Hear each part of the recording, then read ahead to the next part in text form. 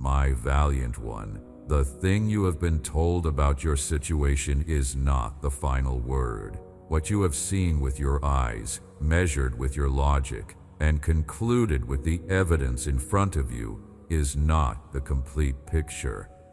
There is a dimension of your story that has not yet become visible, a chapter that is in the process of being written while you stand here exhausted from the chapter you have been living. What looks to you like the end of the road is actually a bend in the road. And I am standing at that bend, waiting for you, with something in my hands that you have been waiting for longer than you can remember. The miracle you have been asking me for is not delayed because I forgot. It is not postponed because I changed my mind. It is not withheld because I found a reason to reconsider your case. The miracle you have been waiting for is being shaped. The miracle you need is not a simple thing I pick off a shelf and hand to you in its original form. The miracle that will actually serve you, the one that will not just solve the immediate problem, but transform the underlying soil of your life so that what grows from it can last. That miracle requires preparation. And some of what you have been experiencing in this season is the preparation. Not all of it. Some of it is genuinely hard in ways that I did not design and do not celebrate. But some of it has been the work of making you ready to receive what you asked for, without it breaking you or becoming something that ultimately harms you. I know that is not easy to hear. You would prefer that I simply fix it now, quickly, obviously, in a way that removes all doubt and requires no further waiting. I understand that preference. I honor the exhaustion behind it. The waiting has not been easy. The sustained hope in the face of no visible evidence has cost you something real.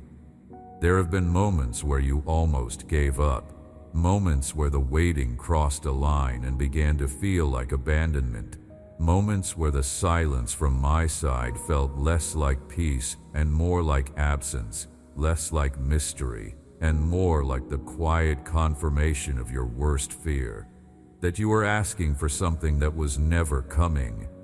Those moments were real. The fear in them was real, but they were not accurate. The silence you experienced was not my absence. It was my presence in a form you were not yet equipped to recognize. The peace that passes understanding is not always recognizable as peace when you are inside it. Sometimes it looks like surviving another day when you had no reason to. Sometimes it looks like waking up still with the capacity to hope, even though yesterday you were certain hope was gone. Sometimes it looks like a small, stubborn thing inside you that refuses to let you make a permanent decision about what is ultimately a temporary situation. That thing is me. That stubbornness is not your personality. It is my hand on your life. Let me tell you what I see when I look at your situation, not what you see. What I see, because the view from where you are standing and the view from where I am standing are looking at two completely different landscapes. You are standing on the ground level, surrounded by the immediate evidence of difficulty, the things that have not resolved, the promises that have not yet materialized, the gap between where you are and where you need to be. From the ground, that gap looks enormous. From the ground, the obstacles between here and there look insurmountable. From the ground, the path forward is obscured by everything in the way. I understand the ground level view. I do not dismiss it. But I want you to understand that my view is not the ground level view from where I stand, which is above and outside of time in a way your mind cannot fully comprehend. I see the whole arc of your story. I see where you started. I see every twist and detour and valley and near miss and quiet miracle that has brought you to this exact point. I see what is directly in front of you, even though you cannot see it yet. I see the breakthrough that is approaching. I see the answer that is closer than it feels. I see the shift that is about to happen, and that will, when it comes, cause you to look back on this very moment, this moment of agonized waiting and uncertain hope, and understand with profound clarity why it unfolded this way rather than some other way. You will not just be glad it came, you will be grateful for the way it came. The answer that is approaching is not just an answer. It is a repositioning, a strategic shift in the conditions of your life that will open pathways that are not currently available to you.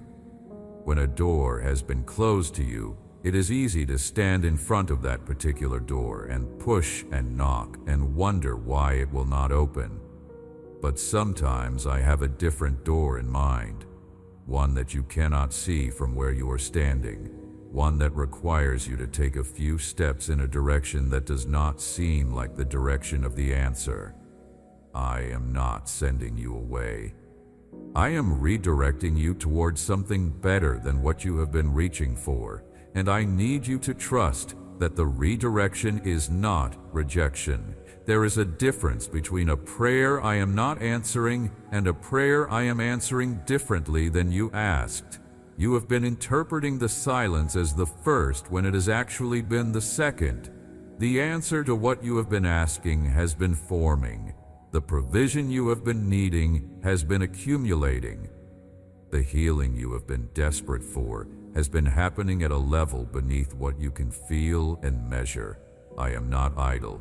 I am not slow. I am not indifferent. I am at work in the full and complete meaning of those words, actively, intentionally, skillfully working in your situation in ways that will produce results that exceed what your imagination has been reaching for, because your imagination has been shaped by what you have experienced before, by the precedents of your life, by the pattern of what you have seen happen and what you have seen not happen. And so when you imagine the answer to your prayers, you imagine something within the boundaries of what you know, something similar to what you have seen before, something within the range of the familiar. But I am not operating within those boundaries. I am not constrained by your previous experiences. I am not limited to variations on what has already happened. I can do what has never happened. I can open what has never been opened. I can bring about what has never yet been brought about. And that is what I am in the process of doing on your behalf. I want to speak to you about what it means to hold on when holding on is the hardest thing, because this is where many people reach a threshold. The waiting crosses a certain invisible line, and the holding on begins to feel not like faith, but like stubbornness, not like trust, but like naivety, not like hope, but like self-deception. And at that threshold, many people make a decision, not always a loud, announced decision. Sometimes it is a quiet, internal decision, a slow withdrawal of the heart's energy from the thing they were hoping for, a gradual shift into accepting that the dream was not going to be realized, a protective resignation that settles in and solidifies until they are not even sure they want the thing anymore because wanting it has cost them so much. I am asking you right now, at whatever threshold you are standing at, not to make that quiet decision. Not because hope does not come with a cost. It does, and I know it, but because you are closer to the answer than you can see from where you stand. And if you withdraw now, if you allow the protective resignation to solidify now, you will be making the decision to walk away from the very edge of the thing you have been believing for. And I do not want that for you. The cost of continuing to hope is real, but the cost of stopping just before the answer comes is the cost of the answer itself. And I am not willing to watch you pay that cost without speaking. Hold on, not with gritted teeth, not through sheer willpower that leaves you exhausted and brittle. Hold on by leaning into me, by letting me carry the weight of the hope that you are too tired to carry anymore. By bringing the weariness to me directly and saying, I cannot sustain this on my own anymore, but I am not willing to give up. Help me. That prayer, simple, honest, vulnerable, is one I answer immediately, because it is the prayer that removes the self-reliance from the equation and puts me at the center of it, which is where I do my best work. And when I am at the center of it, the holding on is no longer something you are doing alone. You are holding on with me, holding you. That changes everything about what holding on costs and what it can sustain. What would break under the weight of your own strength does not break when that strength is supplemented by mine. What would collapse under the duration of an effort you are maintaining alone does not collapse when the duration is being sustained by something that does not tire. There is a specific fear I need to speak to directly, because it has been sitting underneath everything else in this season and giving strength to every other doubt you carry. The fear that what you are hoping for is not for people like you. The fear that the testimony you have heard other people give, the story of the breakthrough that came, the prayer that was answered, the impossible thing that became possible, is a story for a different category of person, a more deserving person, a more spiritual person, a person who did not make the mistakes you made, did not waste the years you wasted, did not carry the failures you carry. The fear that the goodness you see happening in other people's lives is available for them and not for you, specifically not for you, and that there is something about your particular situation or history or character that puts you outside the range of what I am willing to do. That fear is not a small thing. It is not easily dismissed. It has been doing real damage in the interior of your life, quietly narrowing what you allow yourself to believe is possible, quietly convincing you that you are the exception to everything good I have promised. I want to deal with it thoroughly, because it is a lie that has had enough of your attention for long enough. That fear has a name, and the name is a lie. A lie that has been fed to you through years of comparison, through the accumulated weight of disappointments that your mind has organized into a pattern that says, see, this is how it always goes for you. This is the evidence of your limitation. Look at what happened. Look at what did not happen. Look at the gap between what you needed and what you got, and accept what that gap is telling you about your place in the order of things. That pattern feels rational. It feels like honest assessment, but it is not honest assessment. It is the record of incomplete information, evidence gathered from the middle of the story and used to draw conclusions about the ending, while the ending is still being written. The mind does this without being asked to.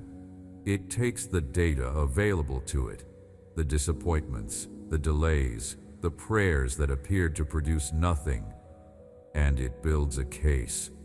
And the case feels airtight because the data is real. The disappointments were real. The delays were real. The gap between what you needed and what arrived was real. But real data interpreted through the wrong lens produces wrong conclusions. And the lens of fear is always the wrong lens. It narrows what is visible. It emphasizes what went wrong and edits out what quietly went right. It builds an argument for limitation out of material that, fully seen, would build an argument for the faithfulness that has sustained you even through the hardest stretches. I have never created a version of my care that applies to some people and not to others. I have never established a tier of belovedness where some of my children get the full inheritance and others get whatever is left over. My love is not proportional to worthiness. My provision is not earned through merit. My care is not allocated based on performance. What I give from abundance, and abundance does not deplete. When I give to someone else, it does not come at the expense of what is available to you. The miracle someone else received was not taken from your portion. Your portion is full, your portion is intact, your portion has your name on it, and it is waiting for the appointed time.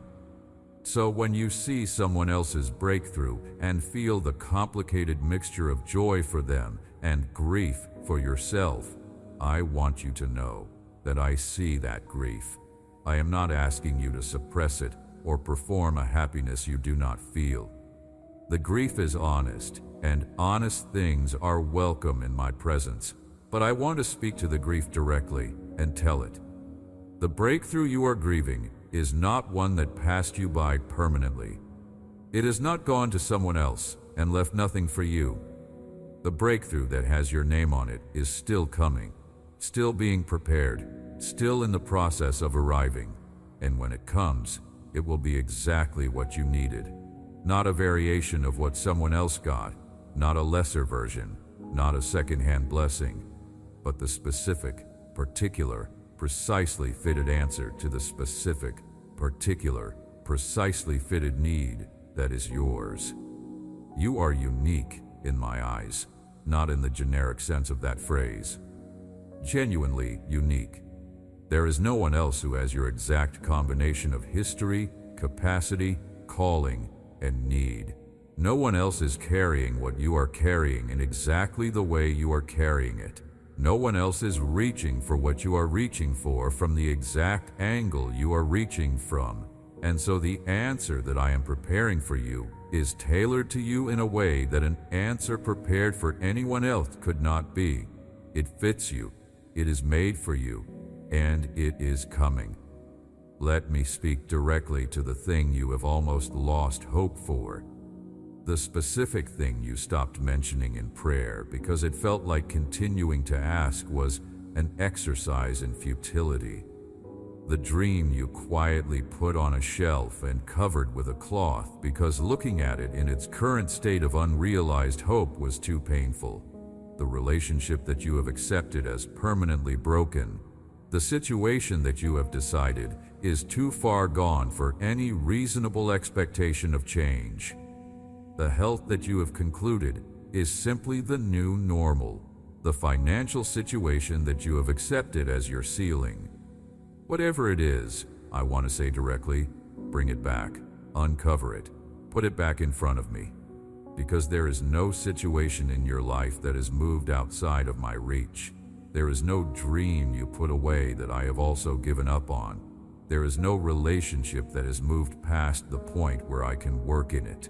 There is no ceiling in your finances that I cannot raise.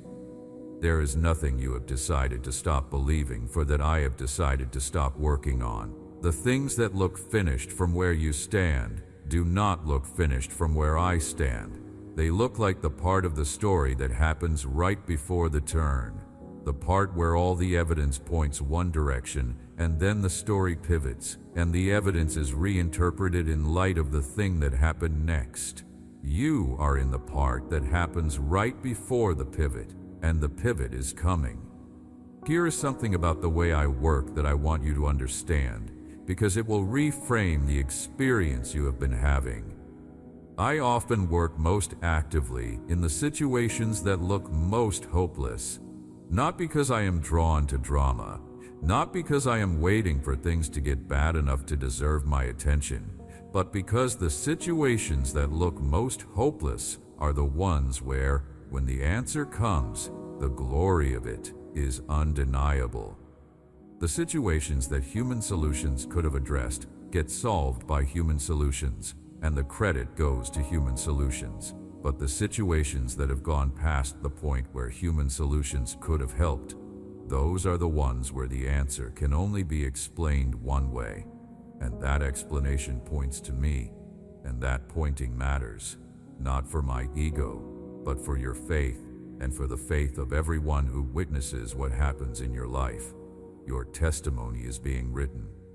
The story you will tell when you are on the other side of this when the thing you are waiting for has come, and you can look back with the clarity of hindsight. That testimony is being shaped right now, in the waiting, in the holding on, in the stubborn refusal to permanently give up. That testimony will reach someone who needs to hear it. That testimony will be the thing that keeps someone else from making the decision to quit just before their own answer comes. Your struggle is not pointless. Your waiting is not wasted. Your story is serving a purpose that extends far beyond your own life, and I am working all of it together for good in ways you cannot yet see. There is something about the relationships in your life that needs to be acknowledged, because the waiting has not only affected you, it has reached into the people who are bound to you, the ones where the strain shows. The ones where people who love you do not quite know what to say anymore because they have been watching you carry this for so long and they have run out of encouraging words. The ones where you have seen the flicker of doubt in their eyes, not doubt in you as a person, but doubt that this situation is ever going to resolve the way you believe it will. Those relationships have been strained by the waiting too, not just you, but them. And that strain has added its own weight to everything else you are already carrying. The people who love you are not spectators in this story. They have been in it with you, carrying their own portion of the weight, struggling with their own version of the questions you have been struggling with. The weariness you feel is not only yours, and that shared weariness, though it adds to the difficulty, is also one of the clearest signs that you are surrounded by people who care enough to stay. That is not a small thing. That is a gift, even when it does not feel like one. Let me speak peace into those relationships. The people who love you and who are confused by how long this is taking are not the enemy. They are not failing you by reaching the limits of their understanding. They are human, and human understanding has limits, and the way I work often exceeds those limits. Let me ask you to extend them the same grace you are asking me to extend to you. They are doing their best with an imperfect view of an incomplete story, and when the story concludes, when the answer comes and they witness it with you, their faith will be built by the witness of what they see. You are not carrying this waiting alone, even when it feels like you are. The people around you are part of the story. They will be there for the conclusion, and the conclusion is worth waiting for. Now I want to speak to the part of you that has been fighting, not the part that has been waiting, the part that has been actively, daily, sometimes desperately fighting. The part that gets up every morning and chooses to continue when continuing is not obvious. The part that prays when prayer feels like shouting into a void. The part that holds on to the words I have spoken over your life, even when the circumstances seem to contradict every single word. The part that has not surrendered, even when everything would have understood if you did. That part of you is not stubborn in a negative sense. It is not naive. It is not in denial. That part of you is alive with something I placed inside you, a holy tenacity, a refusal to accept that your situation is the final word, a deep knowing that has not been extinguished by the length of the weight or the weight of the evidence against it. That knowing is the voice of my spirit in you, confirming what I promised. The knowing is often stronger than it sounds, quiet, almost easily drowned out by the louder noise of what is visible and measurable. But it is there, and it has been right all along. Honor that knowing. Do not dismiss it as wishful thinking. Do not allow the voices of logic and evidence and accumulated disappointment to shout it down. That quiet voice has been telling you the truth. I am working. The answer is coming. This is not the end. Do not give up. Those things are true. All of them. They have been true every day you have been waiting. They remain true today. They will continue to be true until the day the answer comes. and you no longer need me to say them because the evidence of them will be standing right in front of you. I want to talk to you about the enemy of your soul, because the enemy has been active in this season, and I want you to understand what he has been attempting to do. He has not been trying to destroy you by force. He knows that direct attack on a life that belongs to me does not work. My authority over your life is not something he can simply bulldoze. What he has been attempting is something more subtle. He has been trying to erode your confidence in what I said, not my existence, not even my love, just the specific things I spoke over you, the promise about your situation, the word you received about your future, the inner witness that told you something particular was coming. Those specific things, those are what he has been working against, not by contradicting them directly, but by surrounding them with enough noise, enough doubt, enough evidence to the contrary, enough time passing without visible confirmation that you begin to quietly wonder if you misheard me. If the promise was real, if the hope was legitimate, you did not mishear. The promise was real, the hope is legitimate, and the length of the wait does not cancel the word. My words do not have an expiration date. What I have spoken over your life does not become invalid because time passed and nothing yet visible confirmed it. My words are not fragile. They do not deteriorate with time or pressure. They do not become less true when they are contradicted by circumstances. They remain exactly what they are, words that came from outside of time, from a place where the thing I promised already exists in its completed form, and they will come to pass. Not according to your timeline, in my time, and my time is always the right time. Let me speak about courage, the specific courage required in this particular kind of battle, not the battle that is dramatic and loud, but the battle that is long and quiet and wearing and fought mostly inside your own mind and heart. The courage to believe when belief is hard. The courage to hope when hope has been disappointed before.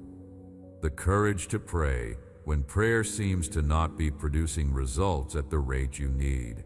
The courage to tell the people around you that you are still standing on what I said, even when standing on it has begun to feel embarrassing given how long it has been. The courage to live forward into a promise you cannot yet see the fulfillment of. That kind of courage is genuine heroism. It does not look impressive from the outside. There are no visible battles being won that others can point to. There is no dramatic footage of your resilience. There is just the daily, repeated choice to believe, to hope, to hold on, to refuse to let go of the truth, even when the truth is not yet visible in the physical world. That choice, made repeatedly over days and weeks and months and possibly years, is the choice that positions you to receive what I have been preparing for you. The answer does not go to the person who held on for a certain number of days and then quit. The answer finds the person who is still holding on when it arrives. I am making things ready, right now. In the unseen dimension of your situation, things are being aligned, obstacles are being removed, people are being prepared, circumstances are being set. You cannot see this process, but I want you to know it is happening. The preparation is active and intentional. The pieces are being moved into position. What you are waiting for is not stationary somewhere far away, unchanged, unmoved, with no progress happening.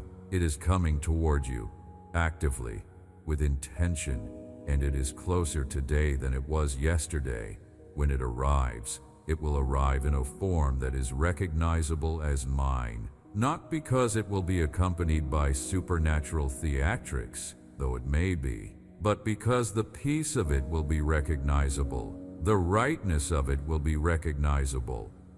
The way it fits precisely into the gap that was created by everything you have been wading through will be recognizable as the signature of someone who knew exactly what you needed and prepared exactly that thing. You will know it as the answer. You will know it as from me. And in that knowing, there will be a quality of rest that you have not fully experienced in this season. The rest of receiving fully and without reservation, of being able to say, it happened. The thing I was holding on for, it happened. You were right, I was right. Holding on was worth it.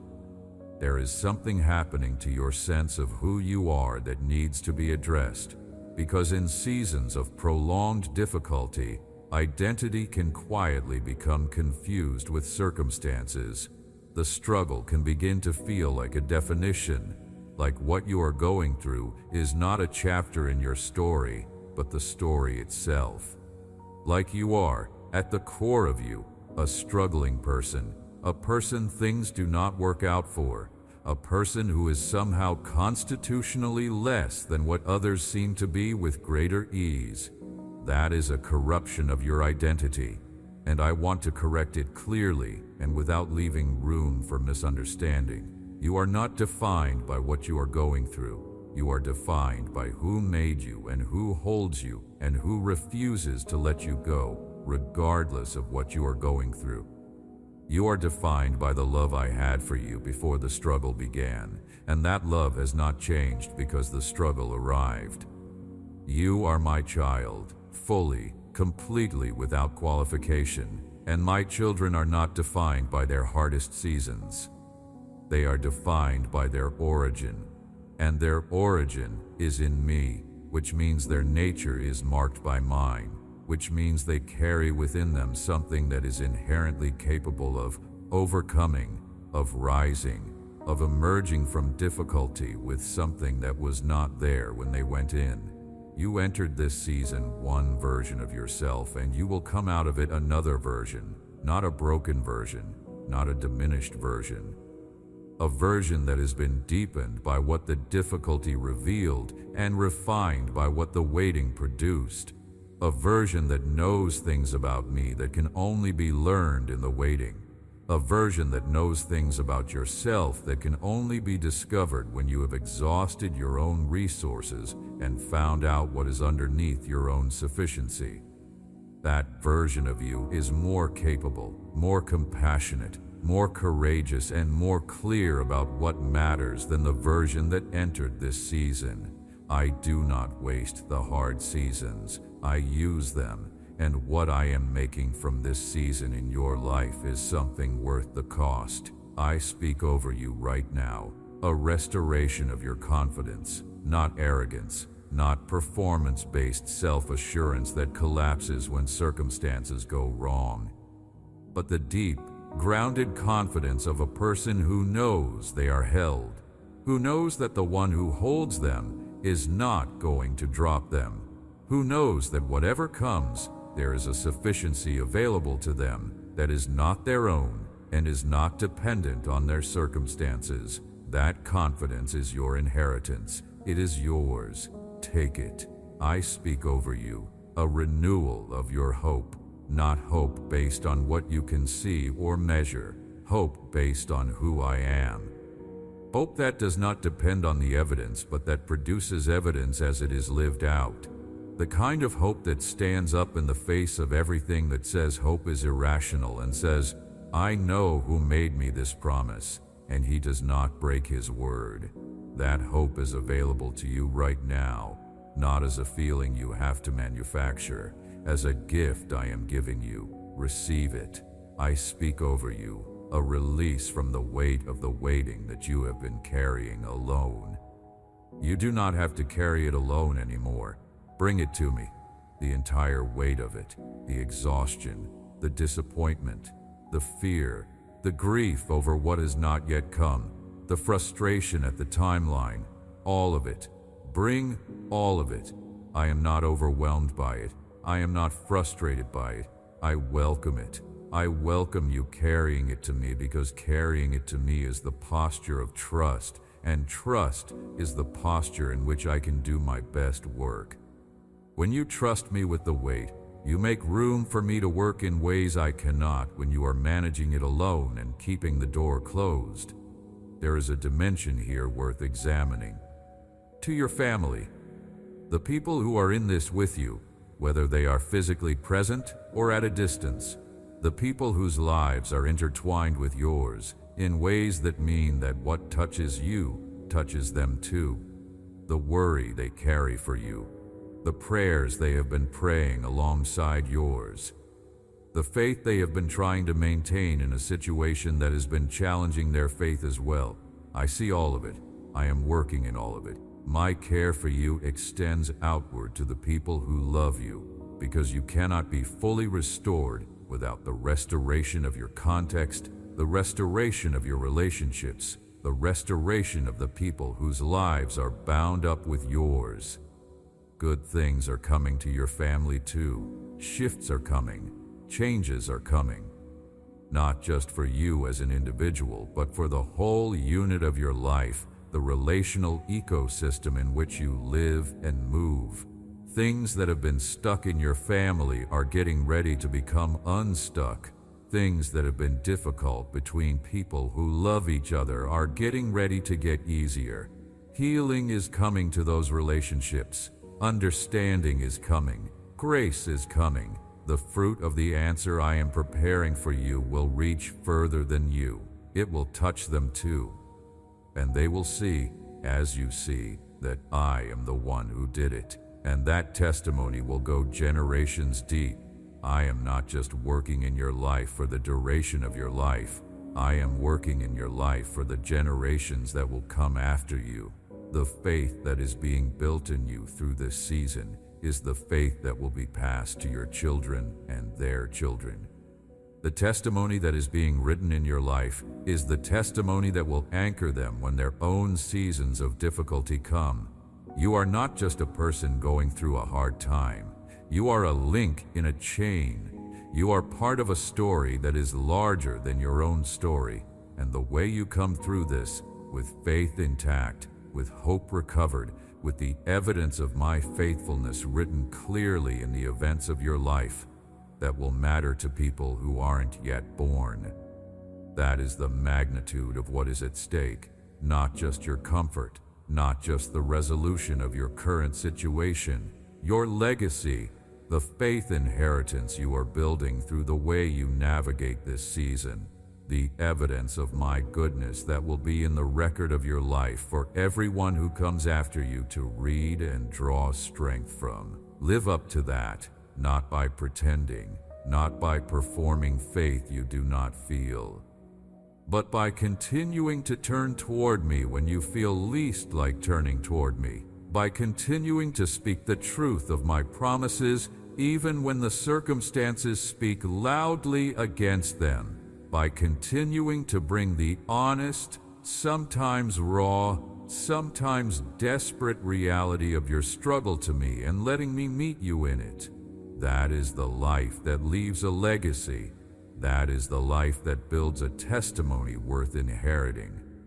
I want to close by speaking directly to the deepest fear you have been carrying, the one that sits at the bottom of everything else, the fear that this will not end the way you believe it will, the fear that you will have waited this long and hoped this hard and held on this tenaciously, and in the end, the thing will not come, that in the end you will have to admit that the hope was mistaken, that I did not do what you were trusting me to do.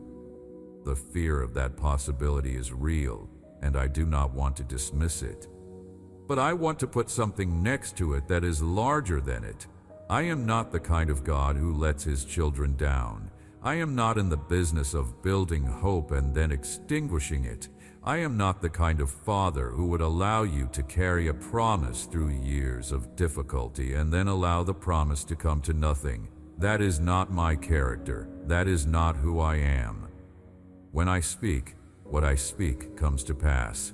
Not always in the way that was expected, not always in the timing that was hoped for, but it comes to pass. My word does not return to me empty. My purposes do not fail. My love does not set things in motion. and then abandon them halfway. I complete what I begin. I bring to fruit what I plant. I finish what I start. And I started something in your life that is not yet finished. The fact that it is not yet finished is not a failure. It is a continuation. It is the story still being written, and I am still holding the pen. You will see. The thing you have been waiting for, you will see. Perhaps not exactly as you imagined. Perhaps through a door you were not expecting. Perhaps in a form that surprises you. But you will see. You will know it when it comes. And you will look back on this day when you heard these words and chose to believe them one more time, and you will say, that was the day the tide turned. That was the day I stopped drifting and turned back toward the shore. That was the day I decided one more time to trust, and everything that came after came from that decision. Trust one more time, not because you feel it fully, not because the evidence demands it, but because I am asking you to, because I have earned it. Because the record of my faithfulness in your life, even when it was hard to see, even when it was quiet, even when it looked like nothing was happening, that record is real, and I will add to it. I will add to it in ways that will make you glad you chose to hold on today. There is something specific I want to say to you about the season of waiting you have been living through, not in generalities, specifically. Because the waiting you have been doing is not the ordinary waiting that comes with the ordinary rhythms of life. It is the particular, prolonged, sometimes agonizing waiting of a person who has received something that felt like a promise and has been watching that promise fail to materialize in the visible world for what has begun to feel like an unreasonable length of time.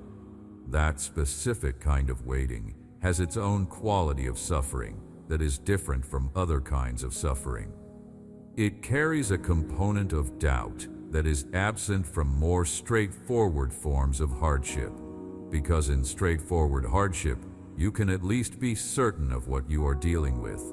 But in the waiting of someone who is holding a promise they are not sure they actually received correctly, there is the additional suffering of the uncertainty.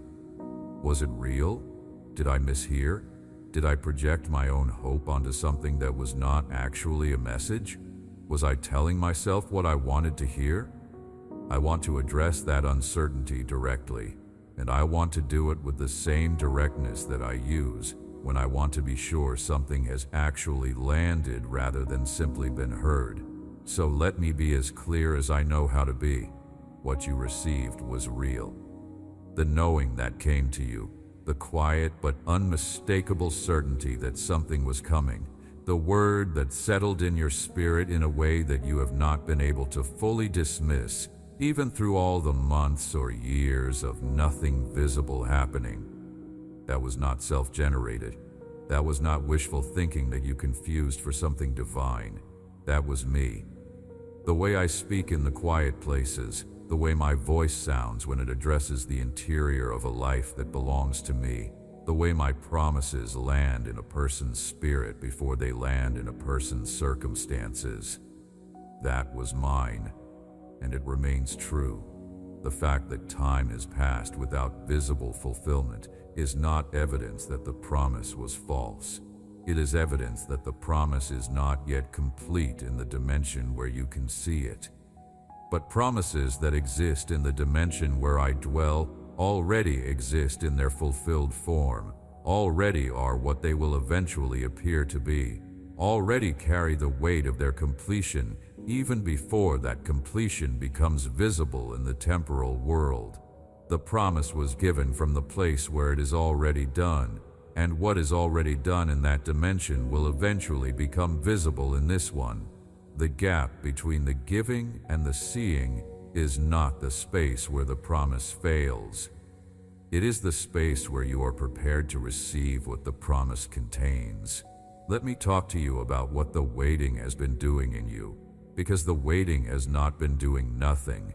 It has been doing something that could not have been accomplished any other way, and that is essential to your ability to receive what is coming. The waiting has been testing the quality of what you believe, not in the cruel sense of a test designed to see whether you will fail. In the refining sense of a process designed to reveal and strengthen what is genuinely present. Gold does not become more valuable by avoiding heat. It becomes more valuable through heat, because the heat removes the elements that are not gold and leaves behind what is. The faith that exists in you after this season of waiting is not the same as the faith that existed in you at the beginning of it. It is stronger, more resilient, less dependent on feeling and circumstance, and more deeply rooted in the unchanging reality of who I am. That kind of faith is genuinely more valuable than the kind that has never been tested, and the promise you are waiting for requires the kind that has been tested, not as a punitive requirement, as a practical necessity. What is coming requires someone who has been through the fire and has not been destroyed by it. The waiting has also been developing your compassion. Not for yourself, necessarily, though that too, but for others who are in their own seasons of waiting and holding on and not seeing anything change. Before this season, you had a theoretical understanding of what that feels like. You could empathize in the way that a person who has read about something can empathize with someone who has lived it. Now you know it from the inside. You know the specific weight of it. You know the way hope fluctuates, the way doubt creeps in through the cracks of the long nights, the way the evidence of other people's answered prayers can feel simultaneously encouraging and painful. You know all of that now. And that knowing has made you capable of a quality of presence with struggling people that you could not have offered before. That presence, that ability to sit with someone in their difficulty and say honestly, I know what this is. I have been here. I am still standing. And here is what I know about the one who's with you in it. That is a gift, a significant gift. And it came through the waiting. There is something important here. Now about the people around you who have been watching you go through this, the ones who have been praying alongside you, the ones who have been holding hope on your behalf when your own grip on it was loosening, the ones who have stayed present with you through a season that has tested everyone connected to it. Those people have been investing something real, not just emotional support, something deeper. They have been choosing to believe alongside you, which means they have taken on some portion of the risk of belief. If the promise comes to nothing, they will have sustained hope for nothing alongside you. That is a genuinely vulnerable position. That is the position of someone who loves enough to enter the uncertainty with you rather than watching from a safe distance. Honor that in them. Not with performance or with pressure to maintain appearances for their sake, but with the genuine gratitude of someone who has been accompanied through something difficult. Those people are a gift. Their presence has mattered. Their prayers have mattered. The specific quality of their faithfulness toward you in this season is something I have seen and will honor, not only in your life, but in theirs. When the answer comes, the celebration will include them. When the testimony is given, it will credit them, because they were part of it, not peripherally, substantially. And I want to say something about what is coming for them too. The people who have stood with you in your waiting are not just supporting characters in your story. They are people with their own stories, their own needs, their own waiting seasons. Some of them are carrying things that are as heavy as what you are carrying, but they have been so consistently focused on showing up for you that they have not talked about their own burdens. As you come through this season, as the answer begins to arrive and your hands become less full of your own need, keep your attention on them. Be present for what they are carrying the way they have been present for what you are carrying. The relationship of mutual sustaining is one of the most beautiful things that happens between people who walk through life together. Do not let the dynamic remain one-directional when the season turns. Something important needs attention here. At length, about the specific nature of what I am going to do. Not in the vague language of general blessing and favor, but as specifically as I can speak about something that is still unfolding and that you do not have all the context to fully receive. The thing I am going to do in your situation involves several moving parts. There are people involved, people who are not yet in position but who are moving toward position. There are circumstances that need to align, alignments that are in process. There are things in you that need to be ready to receive what is coming without being destabilized by it, and the work of making those things ready is exactly the work that has been happening in this season of waiting. Nothing is random. Nothing is delayed arbitrarily. Everything that has been happening has been serving the arrival of what is coming. When it comes, it will come with a quality of rightness. You will know it. Not because it will arrive with audible fanfare or visible supernatural confirmation, but because of the quality of peace that accompanies it. My answers carry a particular quality of peace that human solutions cannot fully replicate. When something is genuinely from me, when it is the thing I was preparing and not just a good circumstance that happened to improve things, there is a settledness in the receiving of it that is different from the relief of a problem solved. It is deeper than relief. It is the peace of something coming to rest in the right place, of something finding its home, of a gap that has been an ache finally being filled by the thing that was always meant to fill it. Watch for that quality. When you feel it, you will know the answer has arrived. The areas of your life that have been most affected by this season will be the areas that are most visibly touched by what is coming. The finances that have been strained will begin to stabilize and then to grow. Not overnight, not in a single dramatic reversal, but with the consistency of something that has found its proper footing and is now building from there. The relationships that have been under pressure, that have been showing the strain of a season that has been difficult for everyone connected to you, will begin to breathe again. The tension that has accumulated in them will begin to release slowly as the external pressures lift and the people in those relationships have more capacity to show up fully for each other. The areas of your health, physical and emotional and spiritual, that have been depleted by the sustained effort of navigating this season will begin to receive the replenishment they have been needing. All of this will happen, not because I am making promises I cannot keep, but because the restoration of a life is what I do. It is the work I am most characteristically myself in. The taking of what has been bent and straightening it. The taking of what has been broken and mending it. The taking of what has been stripped and restoring it. The taking of what has been muted and returning it to full voice.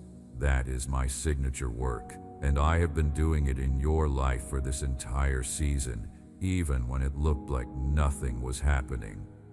Even when the external evidence suggested nothing was changing, the deep work was in progress. The foundation was being laid, the roots were going down before the branches could go up. And now the time for branches is approaching. Something has been sitting between us that you have been reluctant to bring to me directly, because it touches on a form of honesty that feels risky.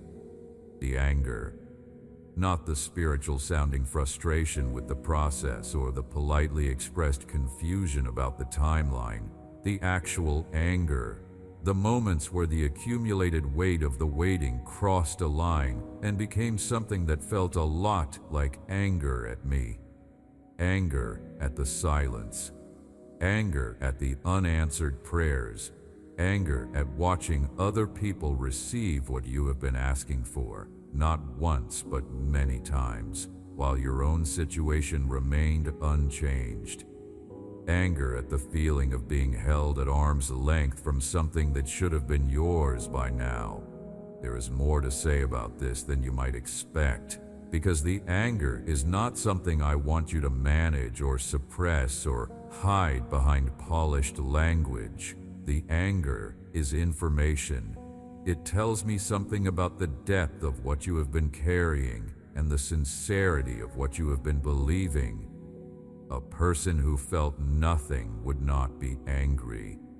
The anger is the sign of someone who still cares, who still expects, who is not yet resigned to a future without the thing they have been waiting for.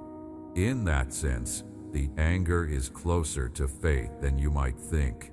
It is the anguished energy of someone who refuses to accept that this is how the story ends. That anger is not something you need to hide from me. I have seen it. I have been aware of it, and my response to it has not been displeasure or withdrawal. My response has been compassion, because the anger of someone who is waiting and hurting and loving me enough to stay in the conversation, even while they are angry at me, is not something I experience as offense. It is something I experience as the evidence of a relationship that is real enough to sustain honesty. You would not be angry at me if you did not believe I had the power to do something and had not yet done it. The anger is actually a confession of faith. It says, I believe you can. I believe you should have, and I am angry that you have not yet. That is not faithlessness.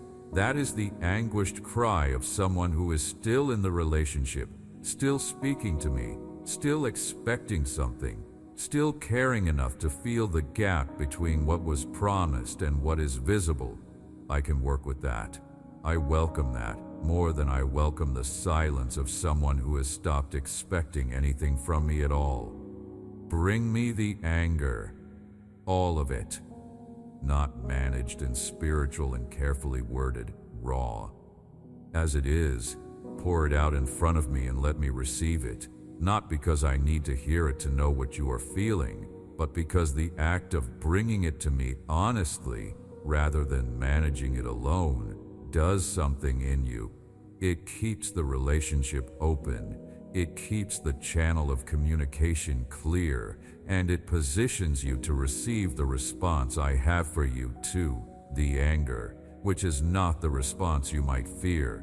The response is love. The response is understanding. The response is, I hear you. I know this is hard. I have not forgotten you. The answer is oncoming. Hold on one more day. Here is what needs to be understood to you about the generation that will come after you, because what you are living through is not just about you, it is about them too. The children of children, the people who will come from you directly or who will be shaped by your life in the way that people are shaped by the lives of those around them.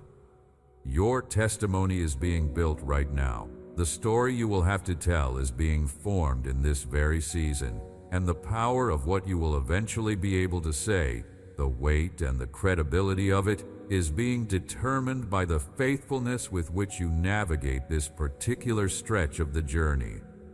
A testimony that says, I believed for something, and it came quickly, carries a certain kind of weight. But a testimony that says, I believed for something for years, through seasons when every piece of evidence suggested I was wrong to believe, when the cost of continuing to hope was high and the rational case for giving up was compelling, and I held on because the God I serve is faithful even when circumstances are not, and I eventually saw the fulfillment of what I had been believing for. That testimony carries a different weight, a heavier weight. A weight that can sustain someone through their own long waiting. A weight that can speak directly to the most desperate moments of another person's journey because it has been forged in equally desperate moments. Your children and grandchildren and the people who will be shaped by your life need that testimony. They need it more than they need a life that has never had to wait for anything, because they will face their own seasons of waiting. They will have their own long stretches where the promise is present, but the fulfillment is not yet visible. And in those seasons, they will need to draw from something. They will need to be able to look at your life and say, "The God who was faithful to them can be trusted in my situation too." Give them that. Give them the legacy of a life that chose to believe and was not ultimately disappointed. Give them the evidence of a faith that survived the hardest test and came out on the other side with its confidence in my goodness intact. I am investing in your life, not just for your sake, but for theirs. The work I am doing in you is the work of making you into someone whose life will speak long after you are done speaking.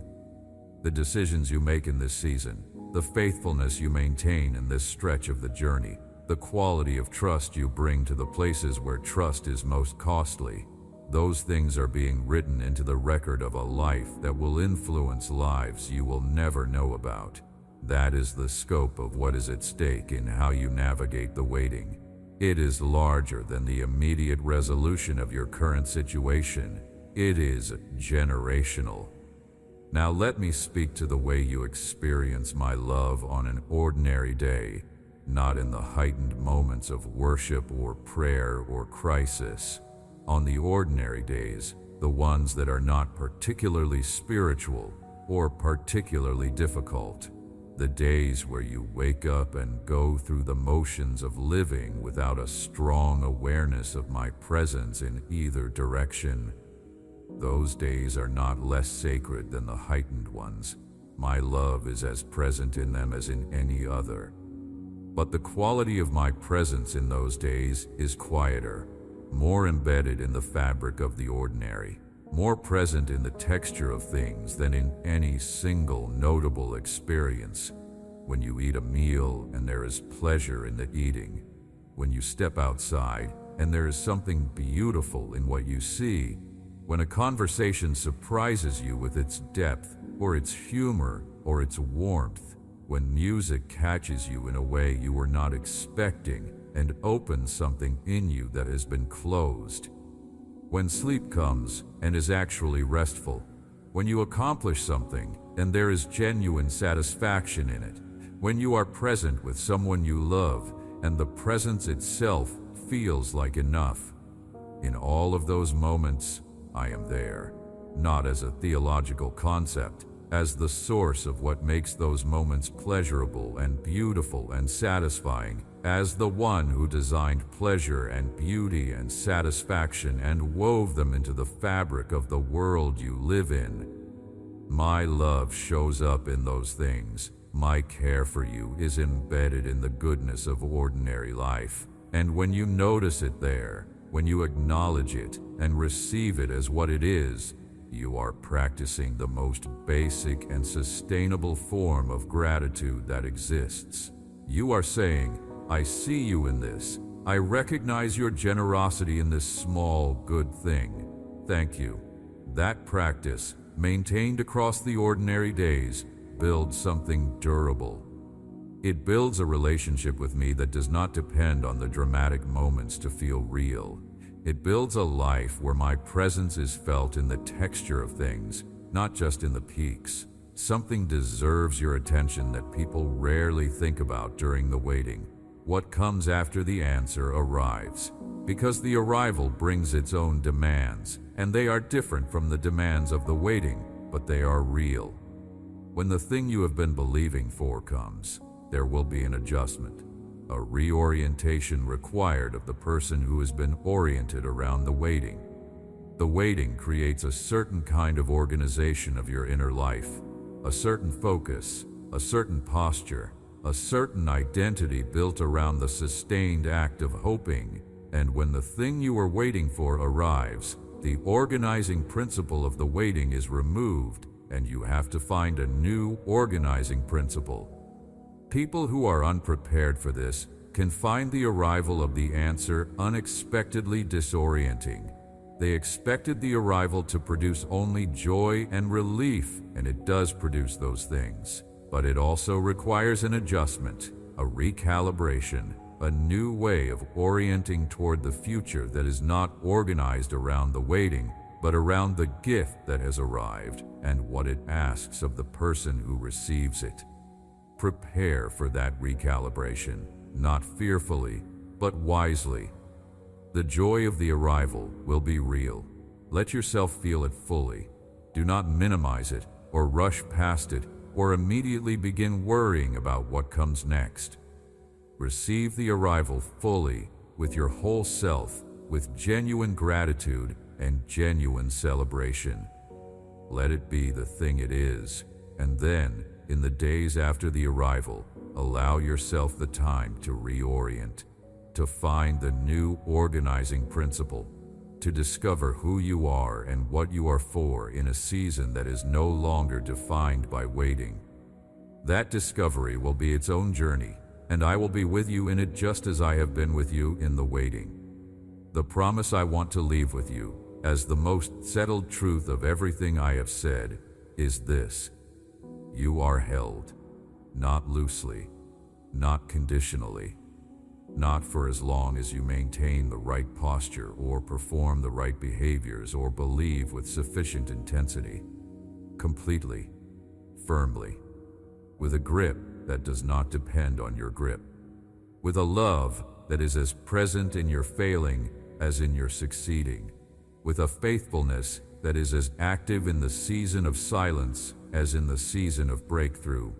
You are held by someone who is more than sufficient for everything you will ever face, who has been with you through everything you have already faced, who will be with you through everything that is still coming, who sees the end of your story from the beginning, and who calls the end of your story good. Hold on.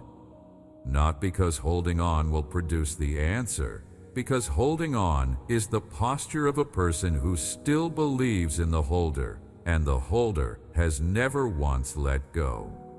I want to spend a long time now speaking to you about the nature of my faithfulness, because faithfulness is the attribute of mine that matters most in a season of waiting, and I want to describe it in a way that you have not heard before. My faithfulness is not a promise I make and then struggle to keep. It is not an intention that requires effort to maintain. It is not a commitment that competes with other commitments and sometimes loses. Faithfulness is what I am made of. The way a stone is made of stone, not by choice but by nature. I am faithful the way the sun rises, not because the sun is trying to be consistent, but because rising is what the sun does. My faithfulness to you is not a decision I renew each day. It is the continuous expression of what I am, applied to your life, without interruption and without variation.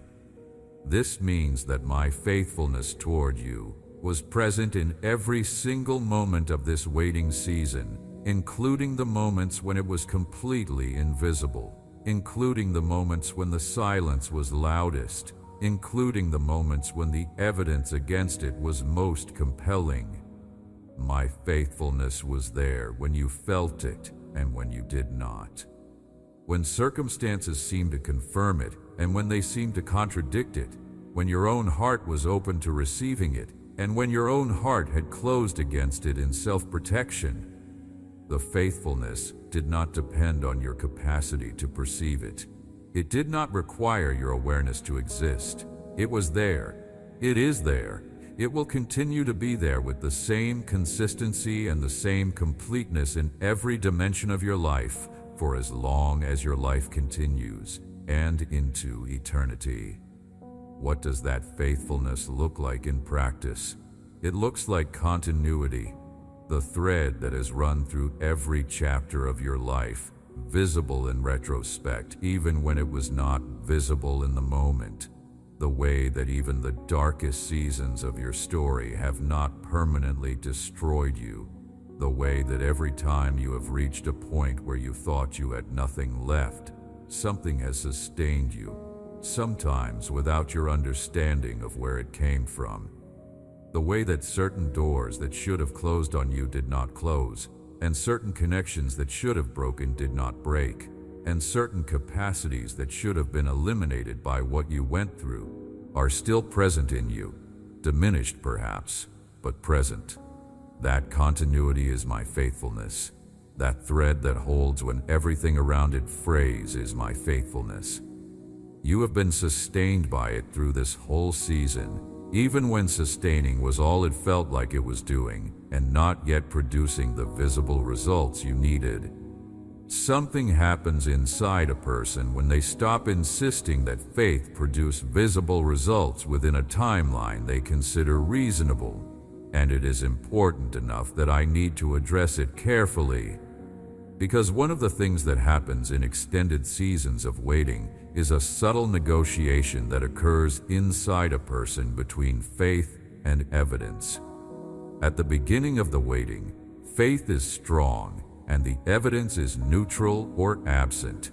Then time passes and the evidence begins to accumulate on the side of the thing not happening. And faith has to make a decision. Does it continue to exist in the face of mounting contrary evidence, or does it retreat to a more defensible position? And often, faith retreats. Not all the way. Faith does not often collapse entirely, but it retreats to a place where it can coexist with the evidence, which means it becomes smaller, more qualified, more hedged. It moves from the bold declaration of the beginning to the careful, conditional hope of the middle. The thing I am believing for is still possible, maybe, if it is your will. I am open to however you want to do this. That retreat feels like maturity. It feels like wisdom replacing naivety, like honest assessment replacing wishful thinking. But there is a version of that retreat that is not wisdom. It is the slow surrender of what was true when it was first spoken to you, dressed up as theological nuance. I understand that movement. I understand why it happens. But I want to invite you to do something harder than what that movement requires. I want to invite you to return to the bold declaration, not ignorantly, not without acknowledging the weight of the time that has passed and the evidence that has accumulated, but with a courage that is stronger than the accumulated evidence against it. The courage that says, I see everything that suggests this is not going to happen. I acknowledge the weight of it. And I am choosing, in the face of all of it, to believe the word of the one who spoke the promise over the word of the circumstances that seem to contradict it.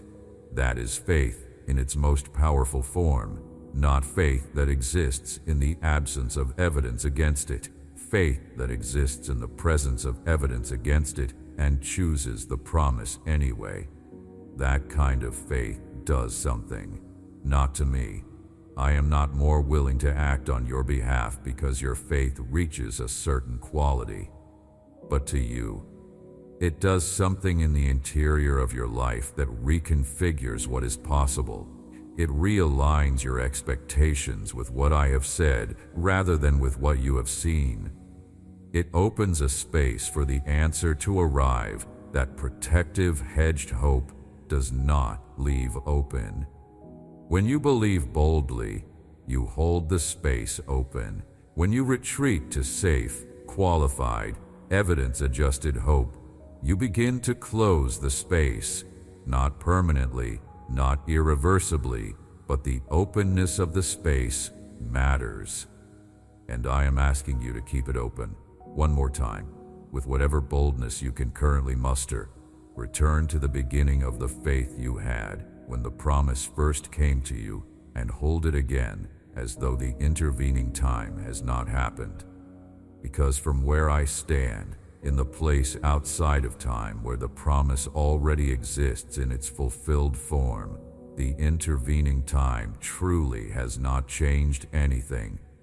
The promise is as real now as it was the day it was given. Consider this carefully.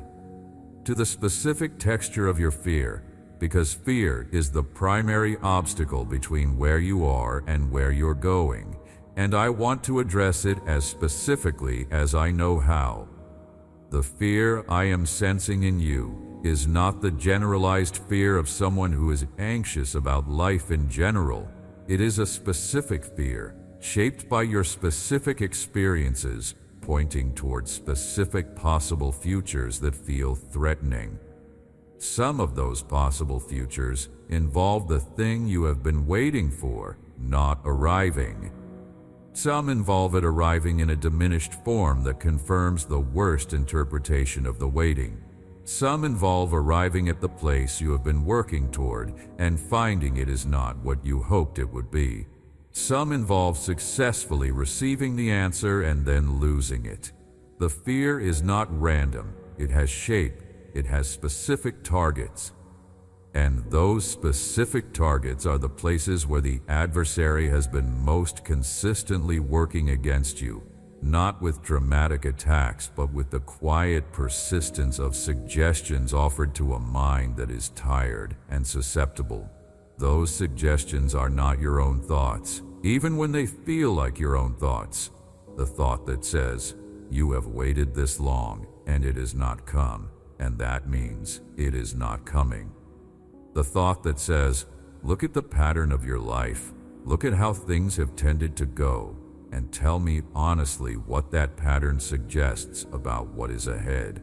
The thought that says, "Even if it does come, you are probably not capable of receiving it well, holding it well, not somehow sabotaging it as you have sabotaged other things." The thought that says, "Other people get this, but there is something specific about you, something in your history or your character or your particular brand of failure that puts you in a different category." Those thoughts are not honest assessments. They are suggestions from a source that is interested in your defeat, and they do not deserve the authority you have been giving them. Name them for what they are, not your wisdom, not your honest self-assessment. Lies from an adversary who knows the promise that is on your life and who has been trying to get you to give up on it before it comes to pass. The adversary does not attack things that do not have value. He attacks things that are worth protecting. The intensity of the assault against your hope is evidence of the value of what the hope is pointing toward. If what was coming were inconsequential, the assault against your hope would not be so sustained, so patient, so personal. The sustained assault is itself a testimony. It says, something significant is at stake, something worth fighting over, and you are the one who decides in the end whether the adversary succeeds in getting you to withdraw from the fight before the answer arrives. Do not withdraw, not yet, not now, not this close to the arrival. I want to say something about prayer that you may need to hear in this season. Prayer is not a mechanism for producing outcomes. It is not a technology for unlocking answers through the correct application of faith and persistence. When prayer is understood that way, it becomes subject to the same logic as any other mechanism.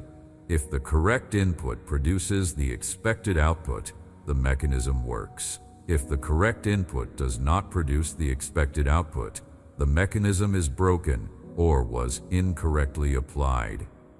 And when prayer is understood as a mechanism, a season of apparently unanswered prayer feels like a season of mechanical failure.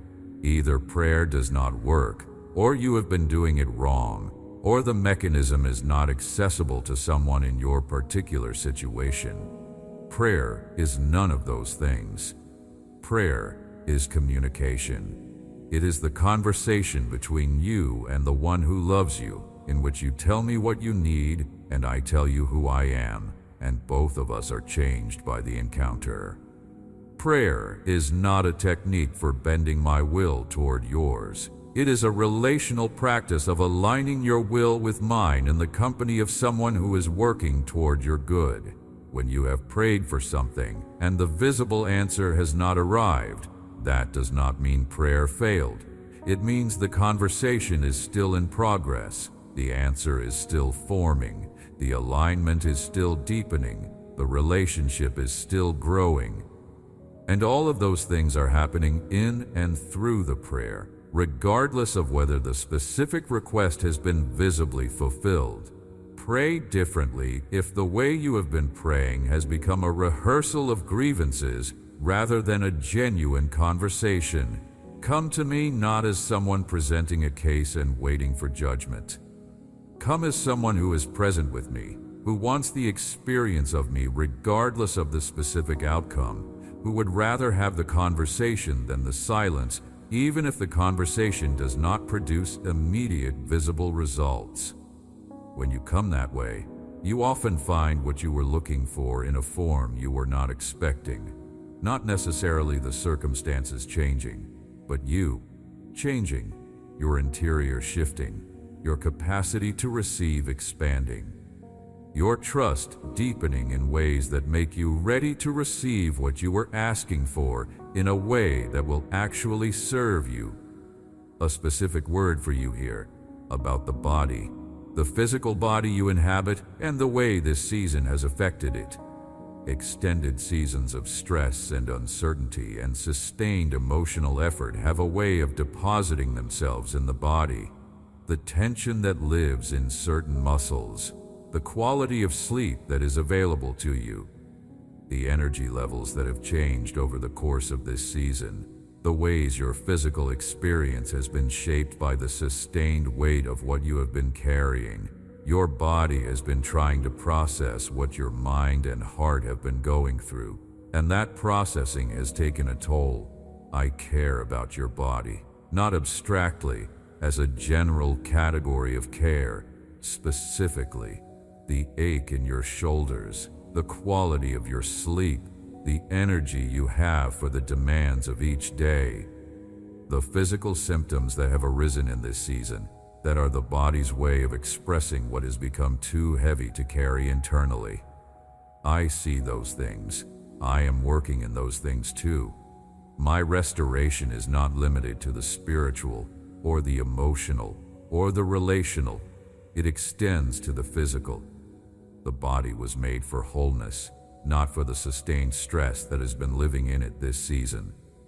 And as other things begin to resolve, as the weight begins to lift from your life in the other dimensions, you will find the physical dimension responding, energy returning, sleep deepening, tension releasing, the body becoming again the instrument it was designed to be, rather than the container for carried weight that it has been functioning as.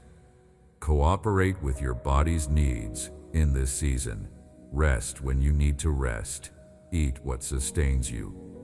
Move in the ways that help your body process what it has been carrying, not as a discipline imposed on yourself from the outside, but as an act of care for the thing that houses you.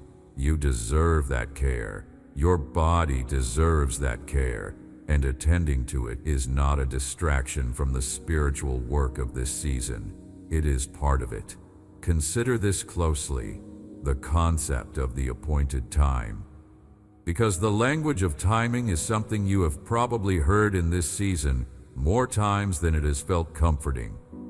People have told you that I work in my time, not yours, that there is an appointed time, that the timing is perfect even when it feels wrong, and you have heard those things and tried to receive them but found that receiving them required a level of trust in my goodness and my wisdom that has been hard to sustain across such a long stretch of not yet. So I want to try to say something about timing that goes deeper than the platitude. Here is what I mean when I say, the timing is not yet. The answer you have been asking for is real. The provision you need is real. The change you have been praying for is real and is coming.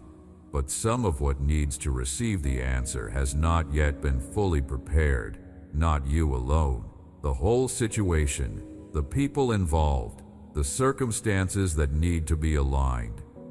There are things that need to happen in order for the answer to arrive in a form that can actually last that will not create new problems in the solving of the current one, that will build on what is already present in your life, rather than collapsing what is already present while trying to add to it. I am working on all of those things simultaneously. The orchestration is complex. The timing of the arrival is determined by the readiness of the whole system to receive it, not by any single element in isolation. What I can tell you is that the preparations are further along than they were when this season began. The alignment is closer. The people and circumstances are more nearly in position. The timing is not arbitrary, and it is not punitive. It is the result of careful, intentional, loving work in every dimension of a situation that required that kind of work before the answer could arrive without creating problems of its own. You have been waiting for the completion of work that is close to complete, and the arrival of the answer is closer than it has ever been. I need you to hear that, not as something I am required to say in order to keep you hoping. I need you to hear it as what it actually is, the truth about where things stand, the truth about what is actually happening in the unseen dimension where my work is most actively occurring, the truth that will, when the answer comes and you can look back at this moment, be confirmed as what you needed to hear in order to hold on through the final stretch. This is the final stretch. The answer is near. Hold on. Turn your attention to this now. To the dimension of your story that involves your sense of purpose, your sense of calling, the deep level awareness that you were made for something specific, something that is yours to do and to be, that no one else in the history of the world is positioned to do and to be in exactly the way you are positioned. That sense has probably been harder to maintain in this season than it was before the season began. Because purpose and calling have a way of feeling clear and bright when things are going reasonably well, and have a way of feeling obscure and questionable when things are not going well. When the evidence of external progress is minimal, it is easy to begin to wonder whether the sense of calling was accurate, whether you heard correctly, whether the thing you believed you were made for is actually within reach, or was it kind of wishful thinking that the difficulty of the current season is now revealing as unrealistic? Let me address something directly, very directly to that wondering. The sense of calling you carry is real, not because every feeling of calling is automatically accurate, but because the particular sense of calling that has lived in you, that has been present through this season, even when other things felt uncertain, that keeps returning even when you try to quiet it, because maintaining it has become too costly. That specific sense has the characteristics of something that came from me. The persistence of it, the way it returns even after you have tried to set it down, the way it connects to something deeper in you than your preferences or your ambitions. Those are the characteristics of a calling, not something you decided you wanted, something that was placed in you and that keeps insisting on being acknowledged regardless of the conditions. That calling is not canceled by the difficulty of this season. It is not revoked because the path to it has been harder than expected. It is not evidence that you misheard me just because the journey toward it has involved more pain and more delay than seemed reasonable. Callings are almost never easy. The path toward the thing you were made for is almost always harder than you anticipated when you first became aware of it. Not because I am cruel or because I designed difficulty for its own sake, but because the person who arrives at the fulfillment of a real calling is always a more refined, more prepared, more genuinely equipped version of the person who first became aware of it. The path produces the person, and the person the path produces is exactly the person the calling requires. You are the person the calling requires, not in the past, not the version of you that first heard the call and felt the excitement of it. The version of you right now, having been shaped by everything this season has done to you, the version that has survived what it has survived and maintained what it has maintained and is still standing here, still refusing to completely surrender, still insisting at some level that there is something worth going toward. That version is more ready for the fulfillment of the calling than any earlier version of you was. The hardness of the path has not disqualified you from the destination. It has been preparing you for it, and the destination is still ahead, still real, still yours. There is something particular that needs a direct word, because generalities are not what this moment calls for. The specific thing, the situation that has felt the most intractable, the relationship that has felt the most beyond repair, the aspect of your circumstances that has felt the most permanently fixed in a form you do not want it in, the thing that you have brought to me the most times and that has remained the most unchanged, the thing you have in your most honest moments privately decided might never change. That specific thing, that exact named particular reality in your life, is the thing I am speaking to right now. Not around it, not in the vicinity of it, directly at it, because it has been given too much authority in your interior life, and I am here to dispute that authority. That thing is not beyond me. Nothing is beyond me, but more specifically, that specific thing is something I have been actively working on in ways that have not been visible to you. I have been working in the people involved in it. I have been working in the circumstances surrounding it. I have been working in you around it, in the way you relate to it, in the grip you have on it, in the expectations you hold about how it will resolve. All of that work is ongoing, and all of it is contributing to a shift in that situation that is coming. Not a superficial shift, not a temporary improvement that will revert. A genuine, durable shift in the underlying conditions that have kept that situation fixed in its current form. I am not asking you to pretend it is not hard. It is hard. The hardest parts of our waiting are the things that have been hard for the longest time with the least apparent progress.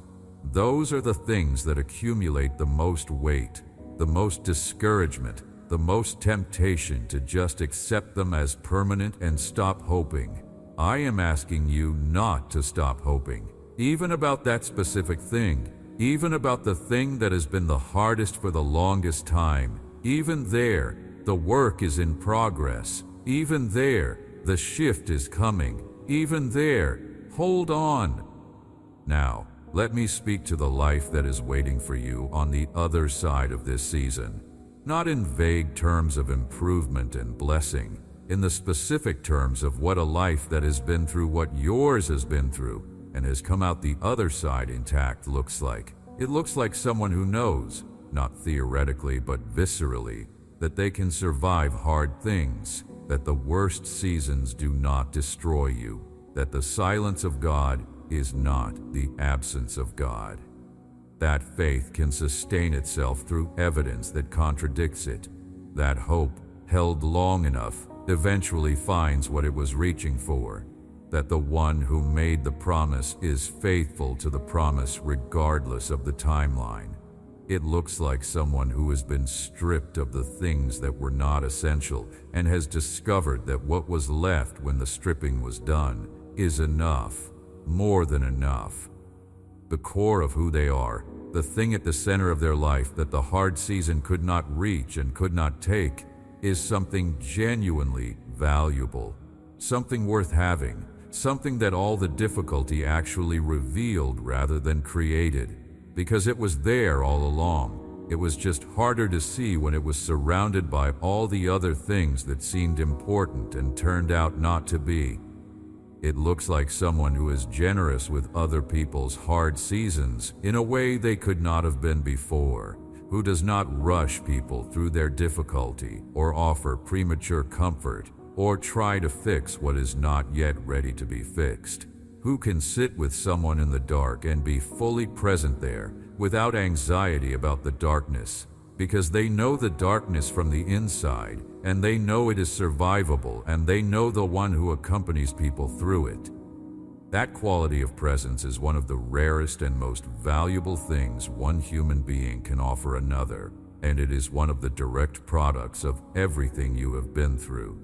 Your life, on the other side of this season, will carry weight, not the oppressive weight of unresolved difficulty, the generative weight of someone who has been somewhere significant and come back with something real to offer, the weight of earned wisdom, the weight of tested faith, the weight of a love for others that has been deepened by the experience of needing to be loved and receiving that love even in the most difficult circumstances. That weight is the kind that helps other people. That weight draws people to you. That weight makes you someone people want to be near when they are going through hard things, because they can sense without being told that you have been somewhere difficult and you found your way through it, and you are not afraid of their difficulty. That is the version of you that is approaching. That is what this season has been building toward. Not just the resolution of the current situation, as welcome and as necessary as that resolution is, but the building of a person who is different from who they were when this season began. Someone more solid, more anchored, more genuinely capable of the things they are called to. More ready for the life that is waiting on the other side of the waiting. Here is what needs to be said. Joy. Not the joy that exists in the absence of difficulty, which is easy and does not cost anything. The joy that coexists with difficulty, which is rare and costs a great deal, and is one of the most powerful testimonies available to a human life. The joy that comes not from circumstances being good, but from knowing that the one who holds you is good, and that what is coming is better than what is current. The joy that chooses to surface even in the middle of the hard season, not in denial of the hardness, but alongside it, because both things are true simultaneously. This is hard, and there is good ahead. Both of those things. At the same time, and choosing to hold both of them, rather than letting the hardness crowd out the awareness of the good, is a practice that matters. I am asking you to practice it.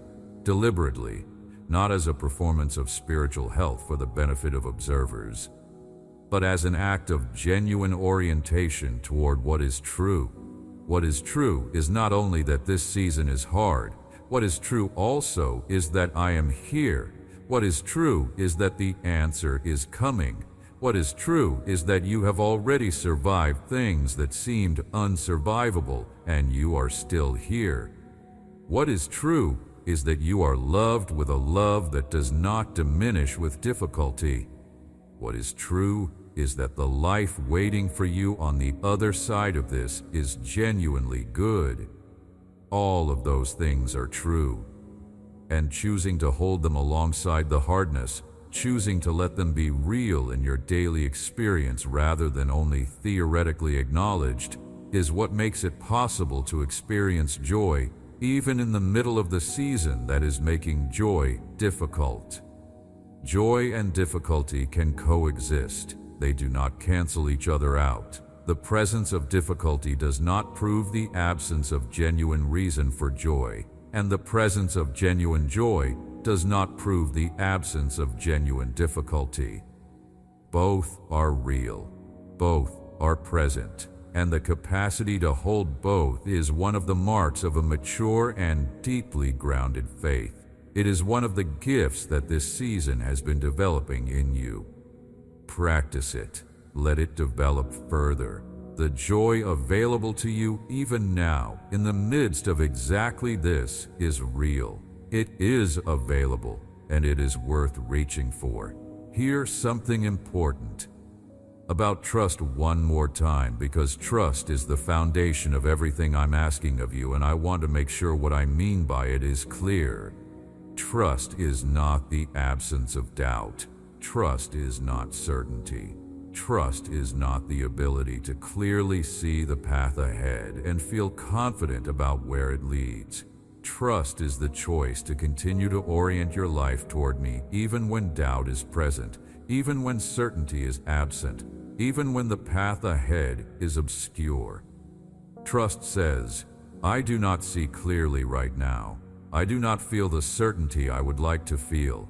I have questions I cannot answer and concerns I cannot resolve.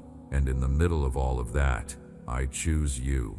I choose to keep my face turned toward you.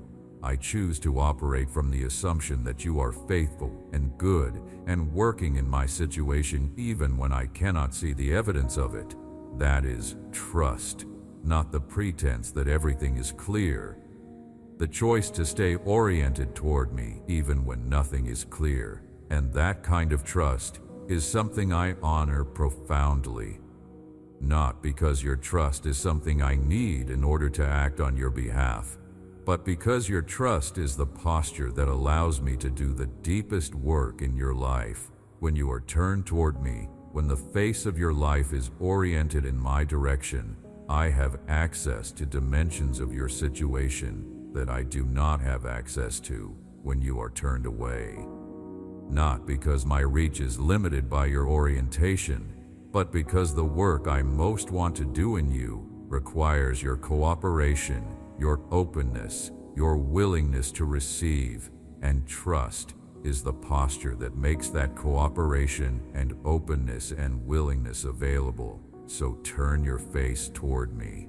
Even if the turning is hard, even if it requires you to turn away from the evidence that seems to be drawing your face in a different direction, turn.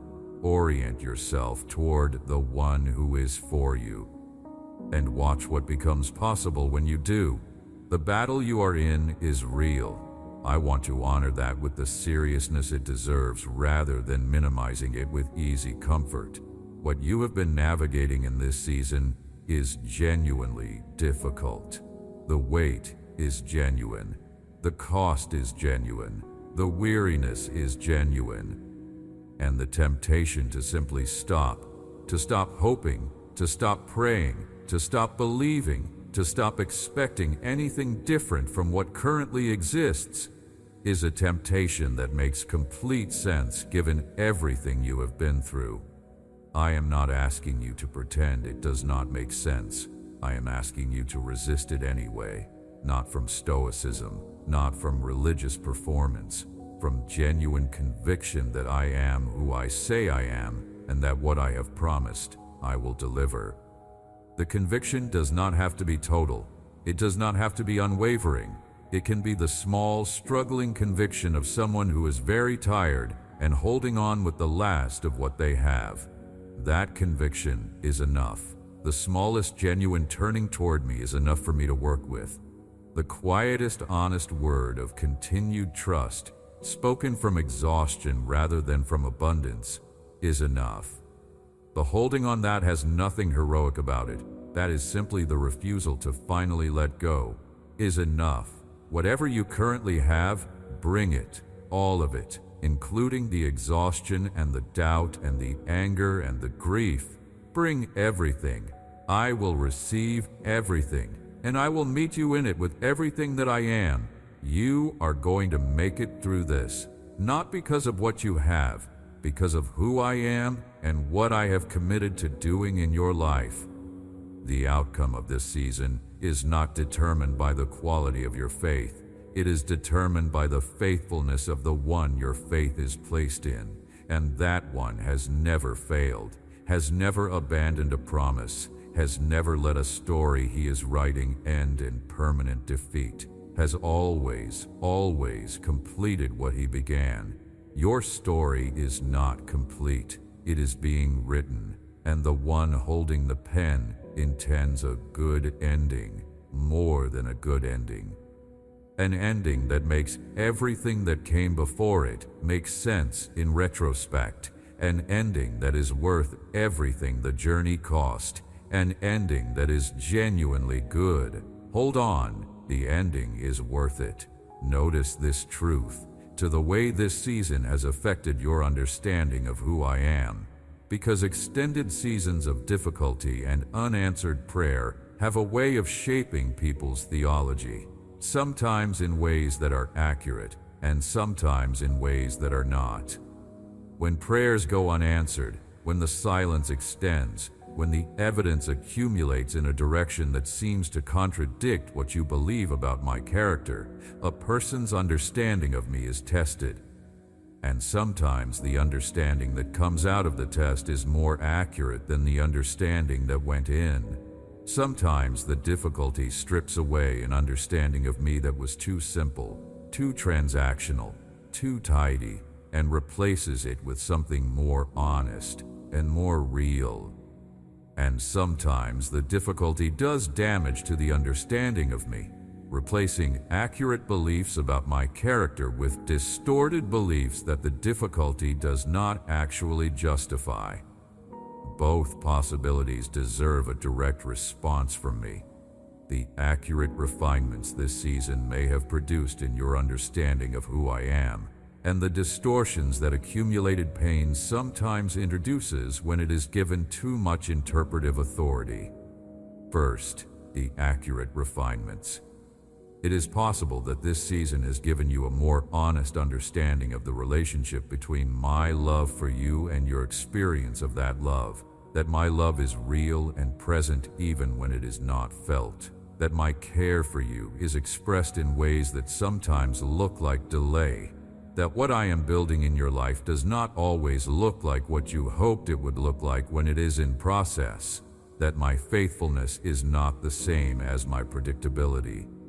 That trusting me sometimes means trusting in the face of circumstances that seem to contradict what trust requires. These are accurate understandings. They are harder to hold than simpler ones, but they are truer. And if this season has given them to you, it has given you something of value. Now the inaccurate ones.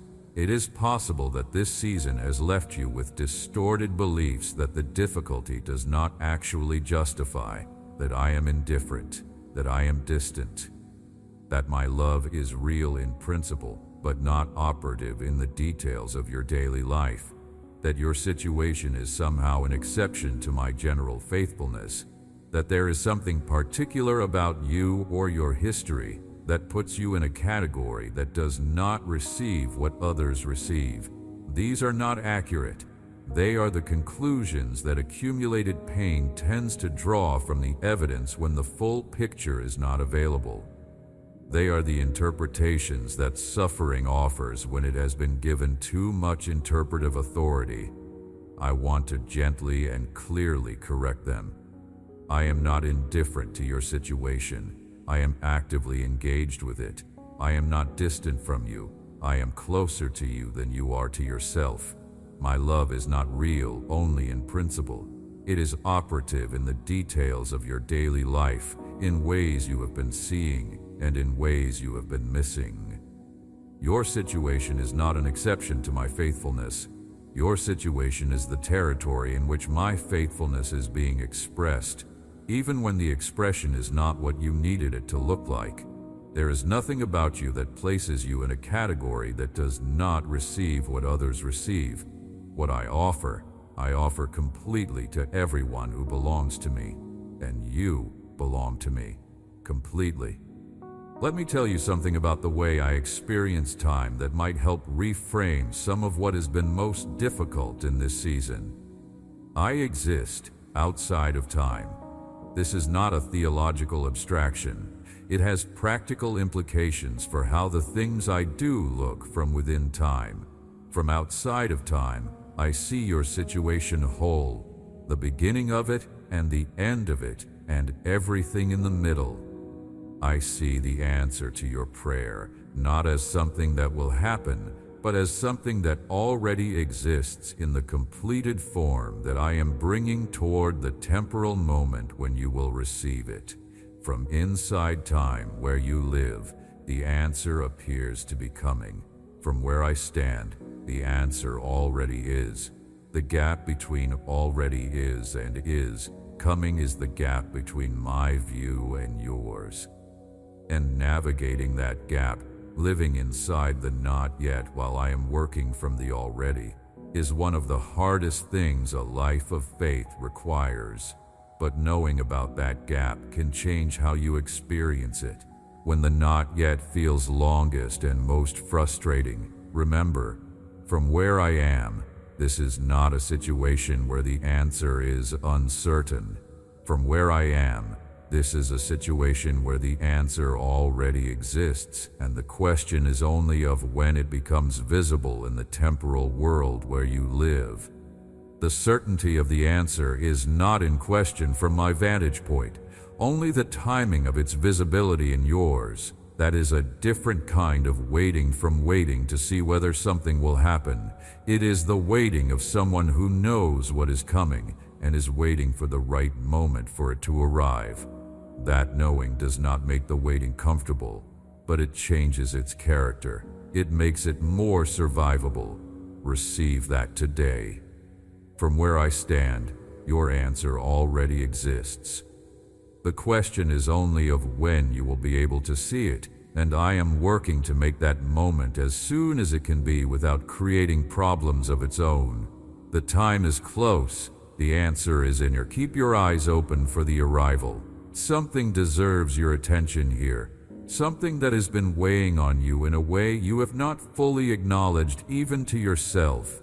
The sense of having wasted time.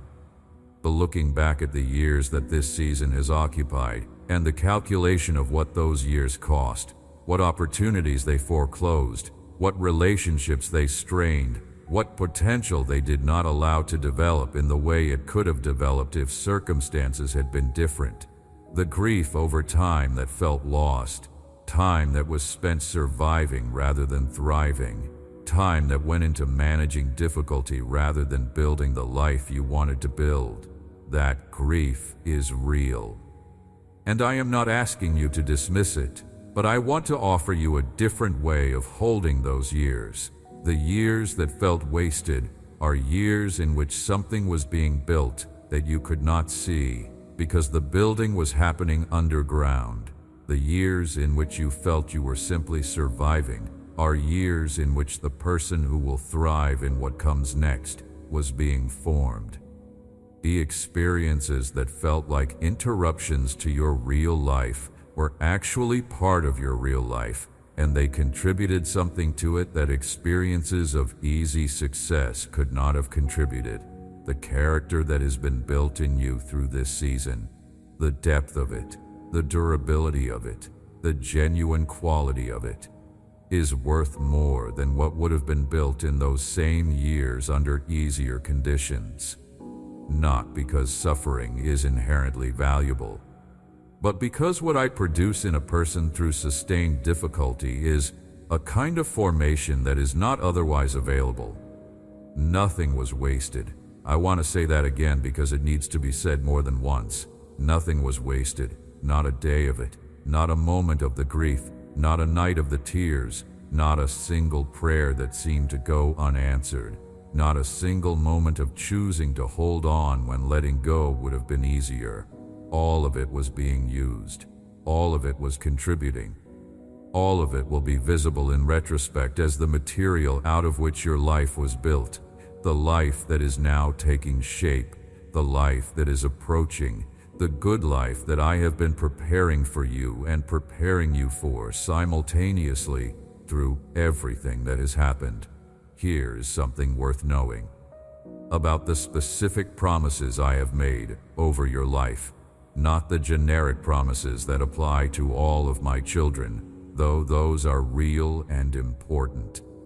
The specific things I have said to you in the quiet places, the particular words that landed in your spirit in ways that were unmistakably different from your own thoughts, the specific impressions that came to you in prayer or in scripture or in the voice of someone who spoke more accurately to your situation than they could have known. Those specific things are real. They were real when they came. They remain real now, and they will be real when they are fulfilled, which is coming. I am faithful to the specific things I have said, not only to the general promises of my word, the specific things, the particular word that came to you in that particular moment, the specific impression that settled in you about the direction your life was going to take, the specific sense of calling that has persisted through seasons when everything else felt uncertain. Those things came from me, and I do not give things that I am not prepared to deliver. The giving and the delivering are not separate acts in my economy. The giving is the beginning of the delivering. The word I speak over a life is the first installment of its fulfillment, and what has been spoken over your life will be fulfilled, in time, in form, in the manner that serves you best, but it will be fulfilled. Let me spend the remaining time I have with you speaking about love, not the love I have for you, which I have spoken about at length. The love that I am asking you to practice, the love of yourself, the love of your neighbors, the love of the people in your immediate life who are bearing the effects of this season alongside you, even if they do not fully understand what you have been going through. The love that extends beyond the circle of your immediate concern to people whose stories you have not yet encountered, but who will need what you carry when the time comes for you to carry it to them. Love is the animating principle of everything I am asking of you in this season and in the season that follows it. Not love as a feeling, not love as a sentiment, love as a choice, love as the decision to treat people, beginning with yourself, with the same care and patience and generosity that I treat you. To extend grace to your own imperfections the way I extend grace to them. To believe the best about the people around you, even in the seasons when they are showing their worst. To remain present in relationships that are difficult, because presence is what love does, even when it is costly. To give without calculating whether the giving will be returned, because love that calculates is not quite the fullest version of love.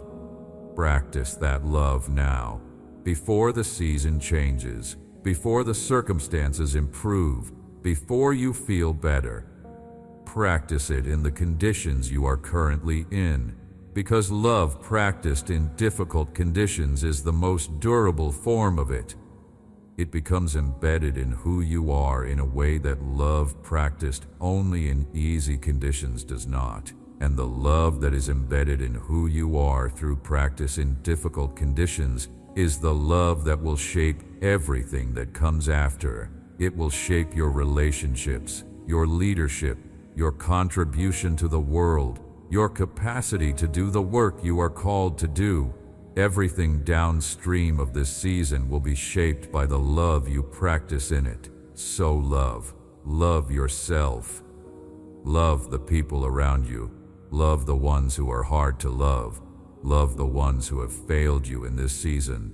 Love them with the same grace that has been extended to you in the many moments when you have failed. Not because they deserve it, not because it is always easy or always immediately possible, but because love is what I am asking of you, and I do not ask things of my children without giving them what they need to do what is asked. The capacity for love that you need is available to you. Draw from it. It comes from me, and it does not run out. You are deeply, permanently, completely loved. That is the truth I started with, and it is the truth I want to end with. Not as a bookend, as the living reality that everything else I have said is built on. You are loved, right now, in exactly the condition you are currently in, without revision required, without improvement needed before the love is fully operative. You are loved. And that love will not change tomorrow, or the day after, or in any season of difficulty that still lies ahead. It will be as complete and as present and as real in the hardest moment of your future as it is in this moment. That is the one thing in your life that will never change: the love. It is the ground you stand on. It is the foundation that holds. It is the truth that outlasts every difficulty and every doubt and every season of feeling alone. You are not alone. You have never been alone, and you will never be alone.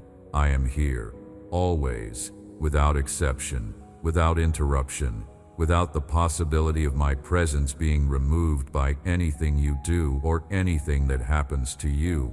Here, with you, for you, always. I want to speak now about the courage that your life is requiring of you and will continue to require of you as you move forward. Not the kind of courage that is celebrated in stories.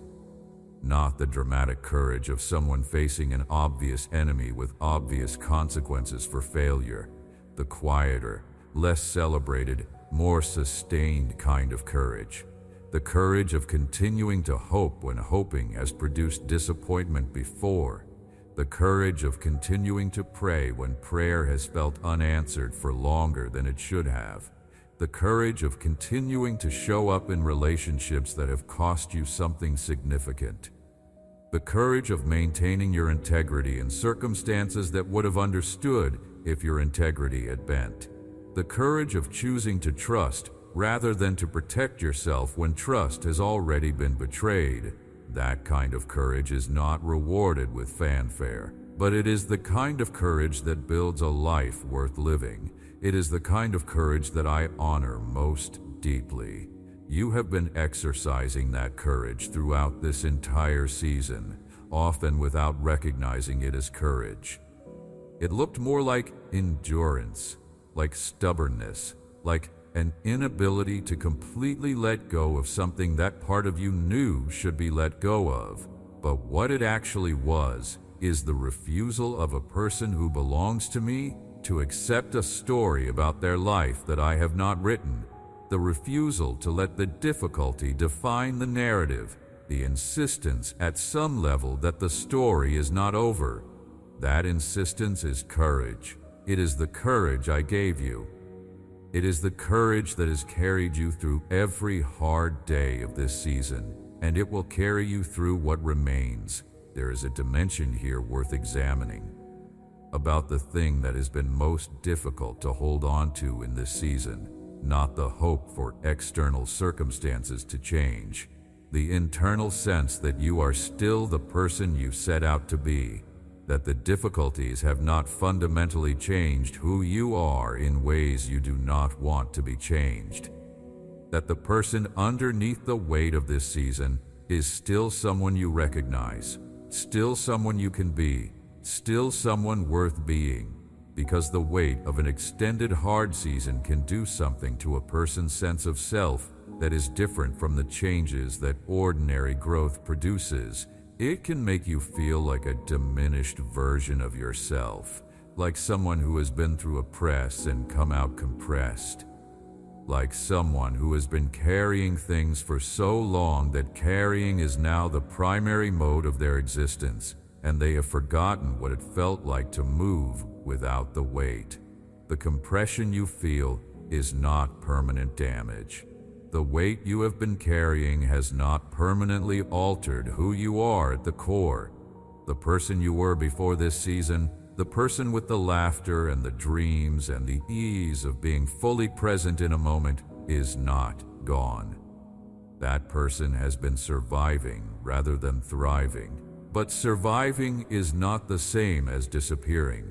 When the pressure lifts, when the weight is removed, when the conditions of your life begin to reflect more of what I have promised and less of what this season has imposed, you will find that person returning. Not exactly as they were before, better, because they will carry, alongside the lightness, the depth that this season has produced.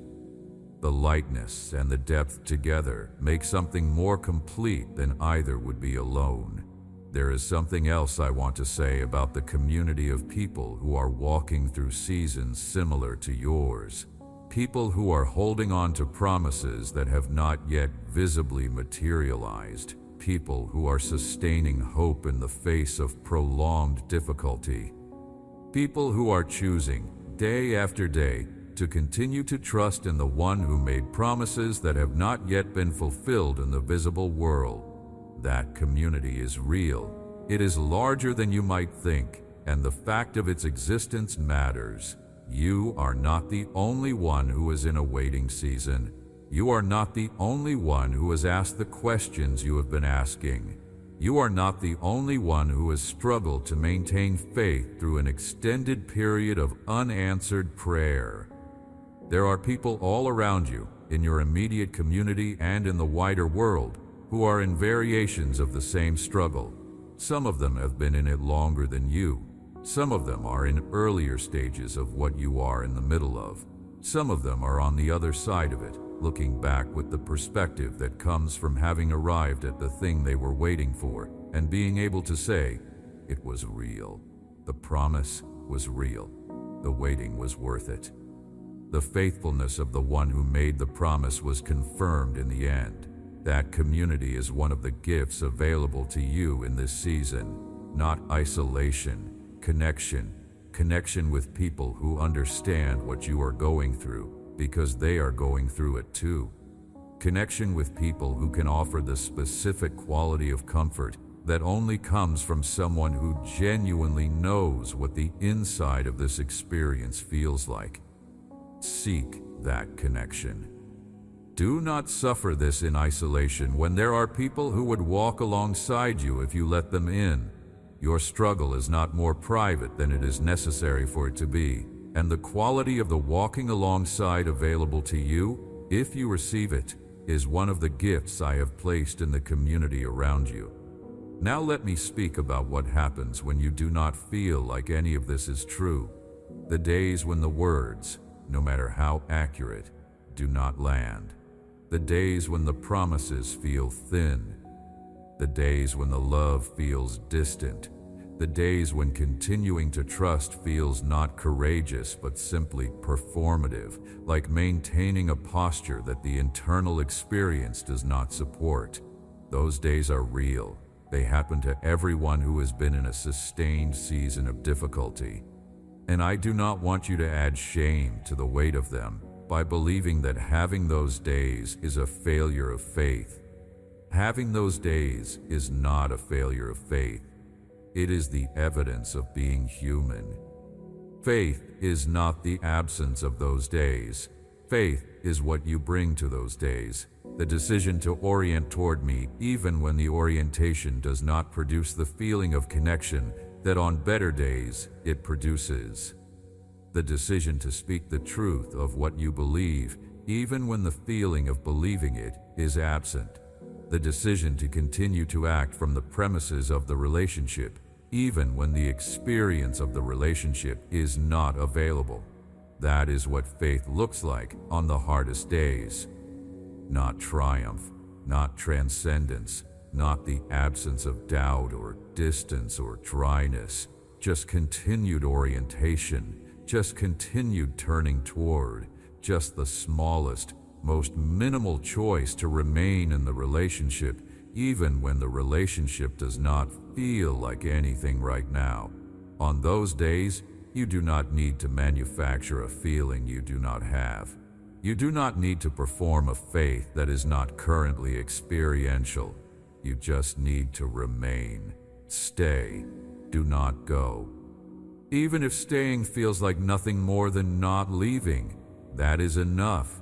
That is more than enough, because I am there in the nothingness of those days, just as completely as I am there in the fullness of the better ones, and I can work in the nothingness just as effectively as I work in the fullness.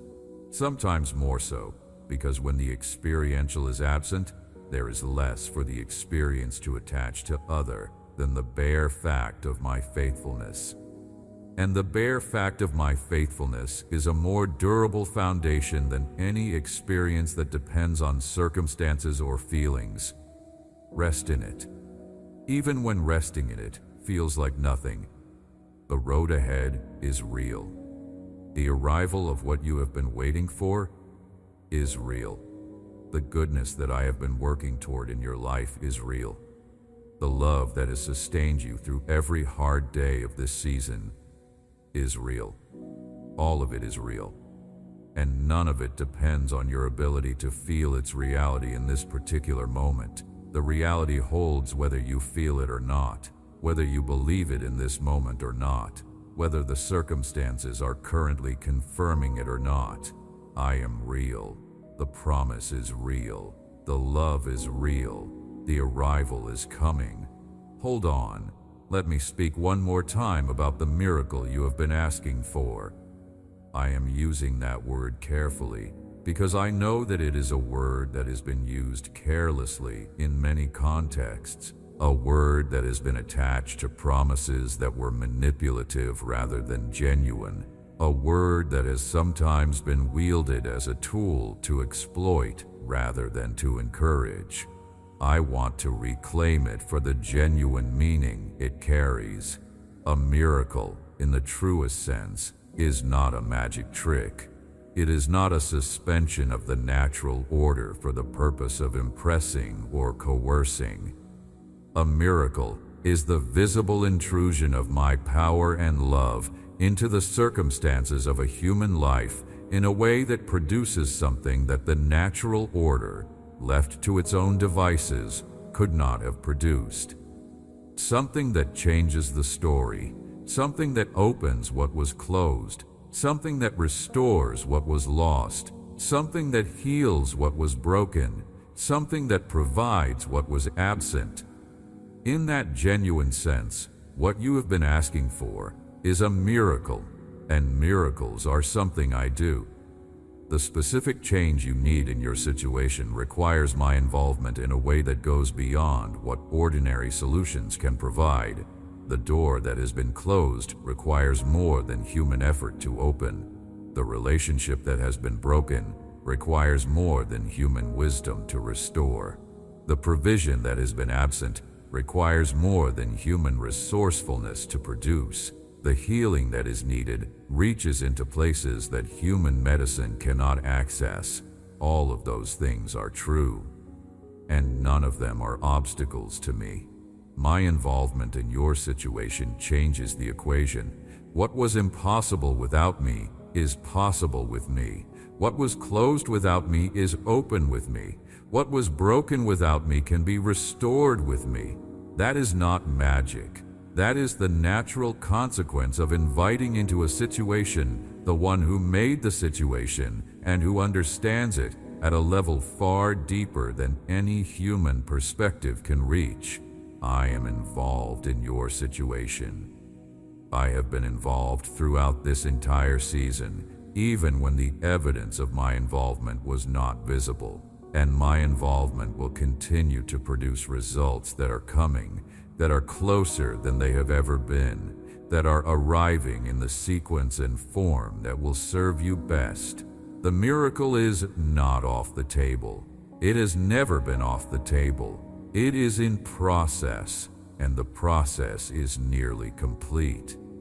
What I want to say to you in these final moments of what I am speaking over you is this: do not give up on who you are. The version of you that is still in there, underneath the weight of this season, that has dreams and hopes and the capacity to engage with life fully when the conditions allow, that version is real. It is not an idealized memory of who you used to be before things got hard.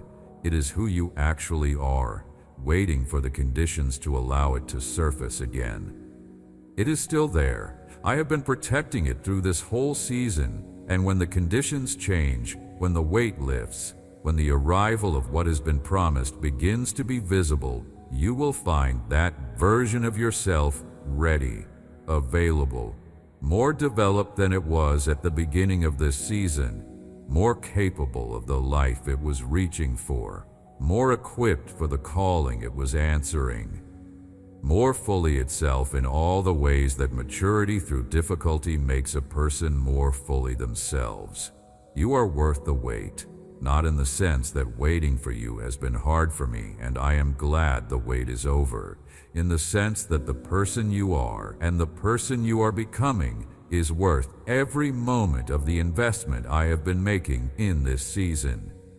The shaping of a life is the most significant work I do. It takes time. It requires patience. It produces something that could not be produced any other way.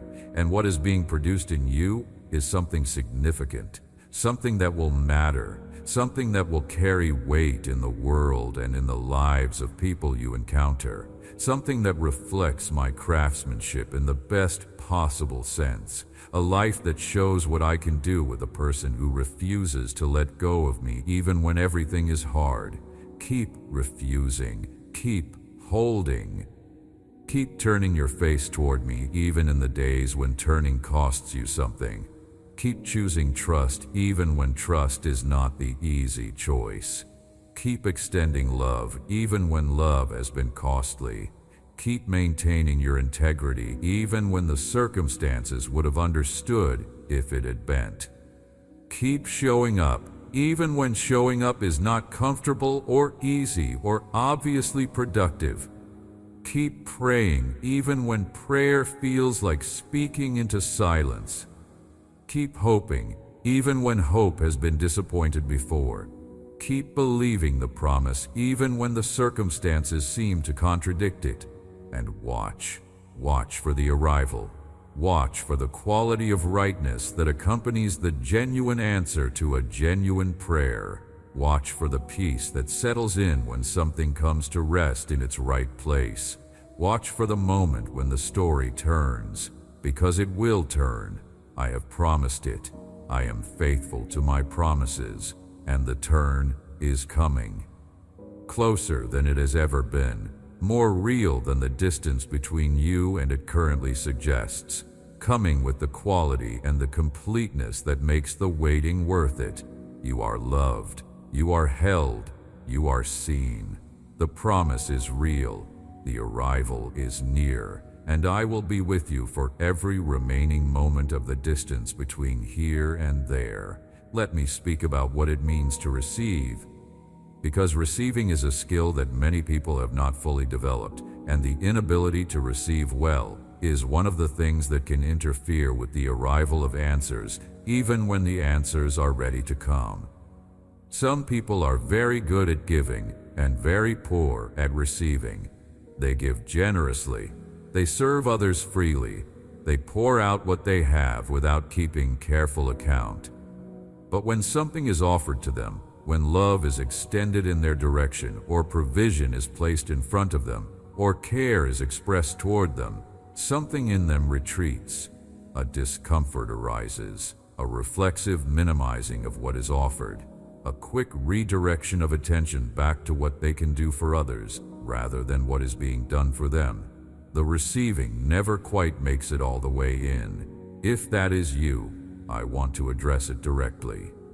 Because the posture of one who cannot fully receive is the posture that keeps many answers at arm's length, not because I am waiting for a better posture before I act, but because receiving requires openness, and openness requires a certain willingness to be in the position of the one who needs rather than the one who provides. That willingness is hard for people who have built their sense of value around their ability to give and contribute and produce. Needing feels like vulnerability. Receiving feels like admission of insufficiency, and the self-protective ego, which has been working very hard to maintain a sense of sufficiency, resists the experience of being insufficient. But insufficiency is where the encounter with my abundance happens. You cannot receive what you are not open to receive, and you cannot be open to receive when you are insisting on your own sufficiency. The place of genuine need, when it is acknowledged honestly and brought to me openly, is the place where the fullness of what I have to offer meets the person who needs it, not because insufficiency is a virtue in itself, but because it is the condition that creates the opening through which provision can flow. Open yourself to receiving, not just the specific thing you have been praying for. Everything. Every good thing that comes your way, large or small, as the genuine gift that it is. Every act of kindness extended to you as something worth receiving fully rather than deflecting. Every quality of beauty in the world around you as something worth noticing and being grateful for. Every experience of connection and warmth as something worth inhabiting rather than observing from a slight distance. Every moment of peace as something worth staying in rather than immediately filling with the next thing that needs to be managed. Open. Receive. Let good things come all the way in rather than greeting them at the door and sending them back. Because what you practice receiving in the small things, you become more capable of receiving in the large things. And the large thing that is coming needs you to be fully open to receive it when it arrives. Do not let your arrival at the answer find you with your hands half closed. Prepare your hands now in the small gifts of the ordinary days, so that when the specific provision you have been waiting for comes, you are ready to take it in with open hands and hold it without immediately looking for reasons it will not last. I want to say something about the darkness that sometimes comes in the night, not the metaphorical darkness of difficult circumstances, though I have spoken about that at length, the actual darkness. The particular quality of the night hours when the mind is less distracted by activity and the weight of things tends to press in more clearly. The 2 a.m. thoughts, the 3 a.m. fears, the moments when the difficulty is most acutely felt and the distance between where you are and where you need to be is most keenly perceived, the times when prayer feels most necessary and most empty simultaneously. In those moments, I am more present than at any other time, not less. The night does not diminish my presence. The darkness does not obscure my vision. I do not withdraw from the 3 a.m. places.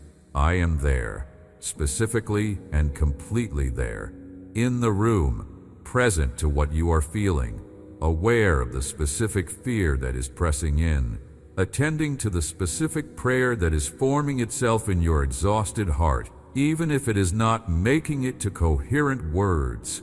I am receiving it all, the incoherent version, the raw version, the version that is more groaning than articulate speech. I receive all of it, and my response to it, even when you cannot feel the response, is love. Steady, patient, complete love, refusing to be moved by the darkness, refusing to be diminished by the hour or the fear or the weight of what you are carrying, just there, with you in it, holding you in it. You are not alone in the night. You have never been alone in the night, and the morning that follows every night is coming. Not as a metaphor, as the literal next thing. The darkness always gives way to light. The night always ends, and in the morning that comes after this particular long night of your season, you will find something different, something shifted, the light of a new thing, the dawn of the answer that has been preparing itself throughout the darkness. That dawn is coming. I am bringing it, and I will be there to greet you in it. This is the love that carries you. This is the faithfulness that holds you. This is the goodness that is working towards you, even as you receive these words. Receive them. Let them go all the way down into the place where the truest decisions are made. Let them change something there. Let them reinforce the small, stubborn flame that has been refusing to go out through all of this. Let them give that flame a little more of what it needs to keep burning until the arrival of what has been promised. The promise is real. The arrival is near. I love you completely, and I am with you always. There is one more thing I want to say before I close this conversation with you, and it is this: the testimony you are building is going to matter, not just to you when you look back on it, not just to the people close to you who have watched you walk through this season. It is going to matter to people you have never met.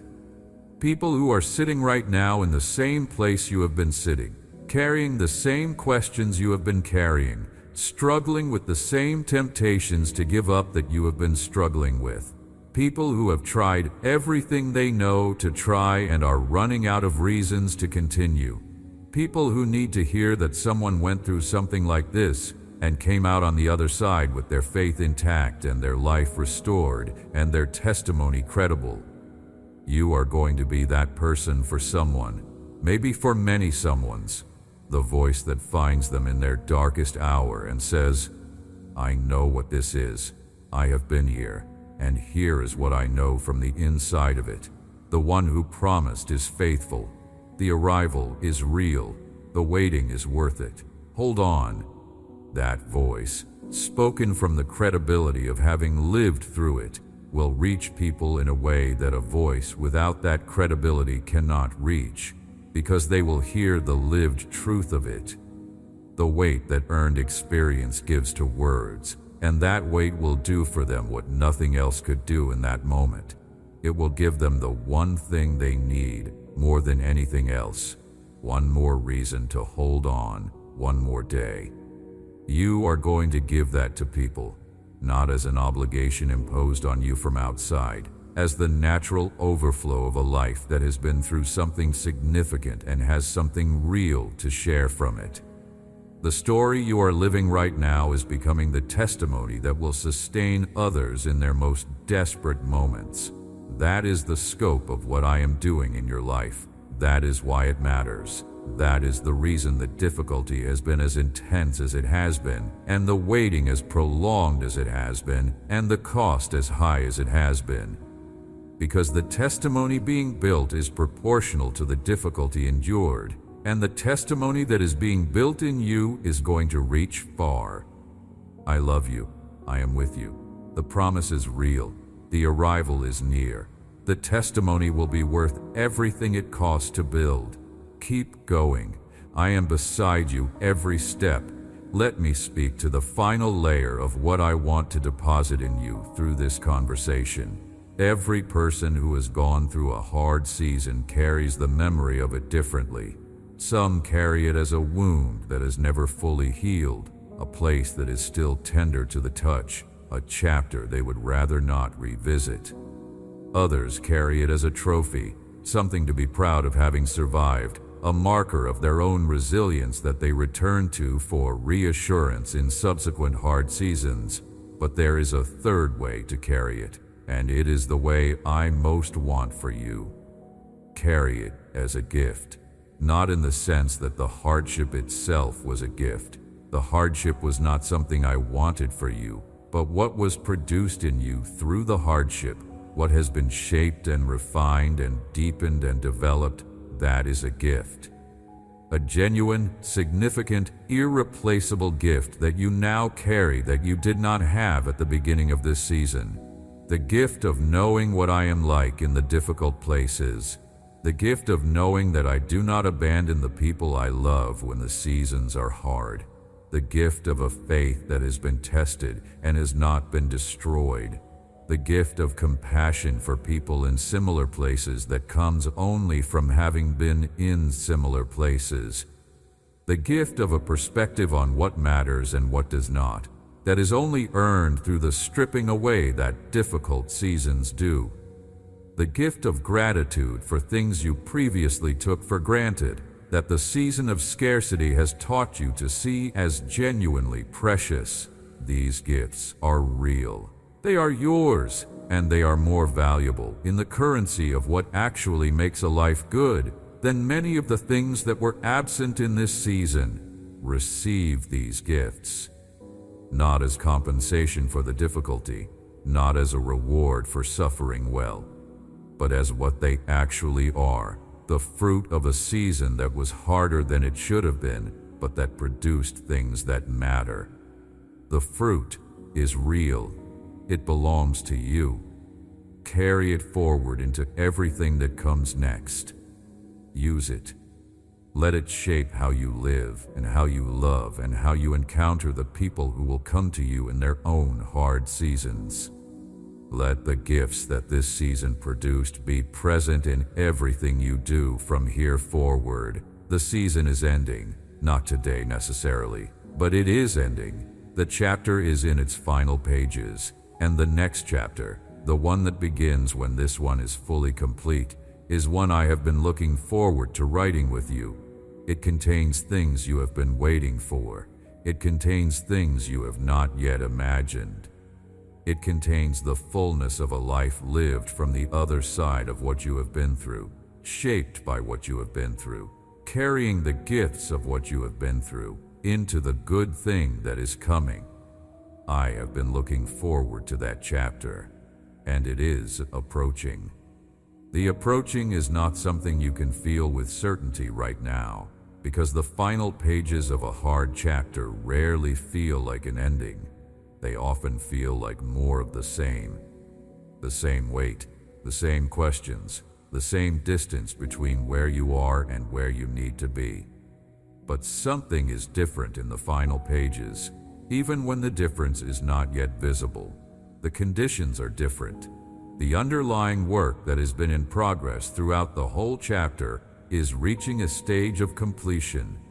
The people and circumstances and interior changes that needed to be in place before the new chapter could open are moving into their positions. What you are living through right now, in these days that feel so much like everything that has come before them, is the closing of the space between here and the turn. And the turn is real. Come with me. Step into what is ahead. Bring everything this season has put in you, and let us write the next part of the story together with the full knowledge of what the previous chapters cost and the full anticipation of what the next chapters will contain. The best of your story is still ahead. I am certain of it, and I will be with you for every word of it. Amen. If this message reached you in a moment when you needed it most, share it with someone who is still waiting, still holding on, still believing. Your act of sharing might be the thing that keeps them from giving up today. Subscribe and turn on notifications so you never miss what God has prepared to speak over your life. Type Amen in the comments if you are choosing to believe one more time. You are not alone. The whole community here is holding on alongside you,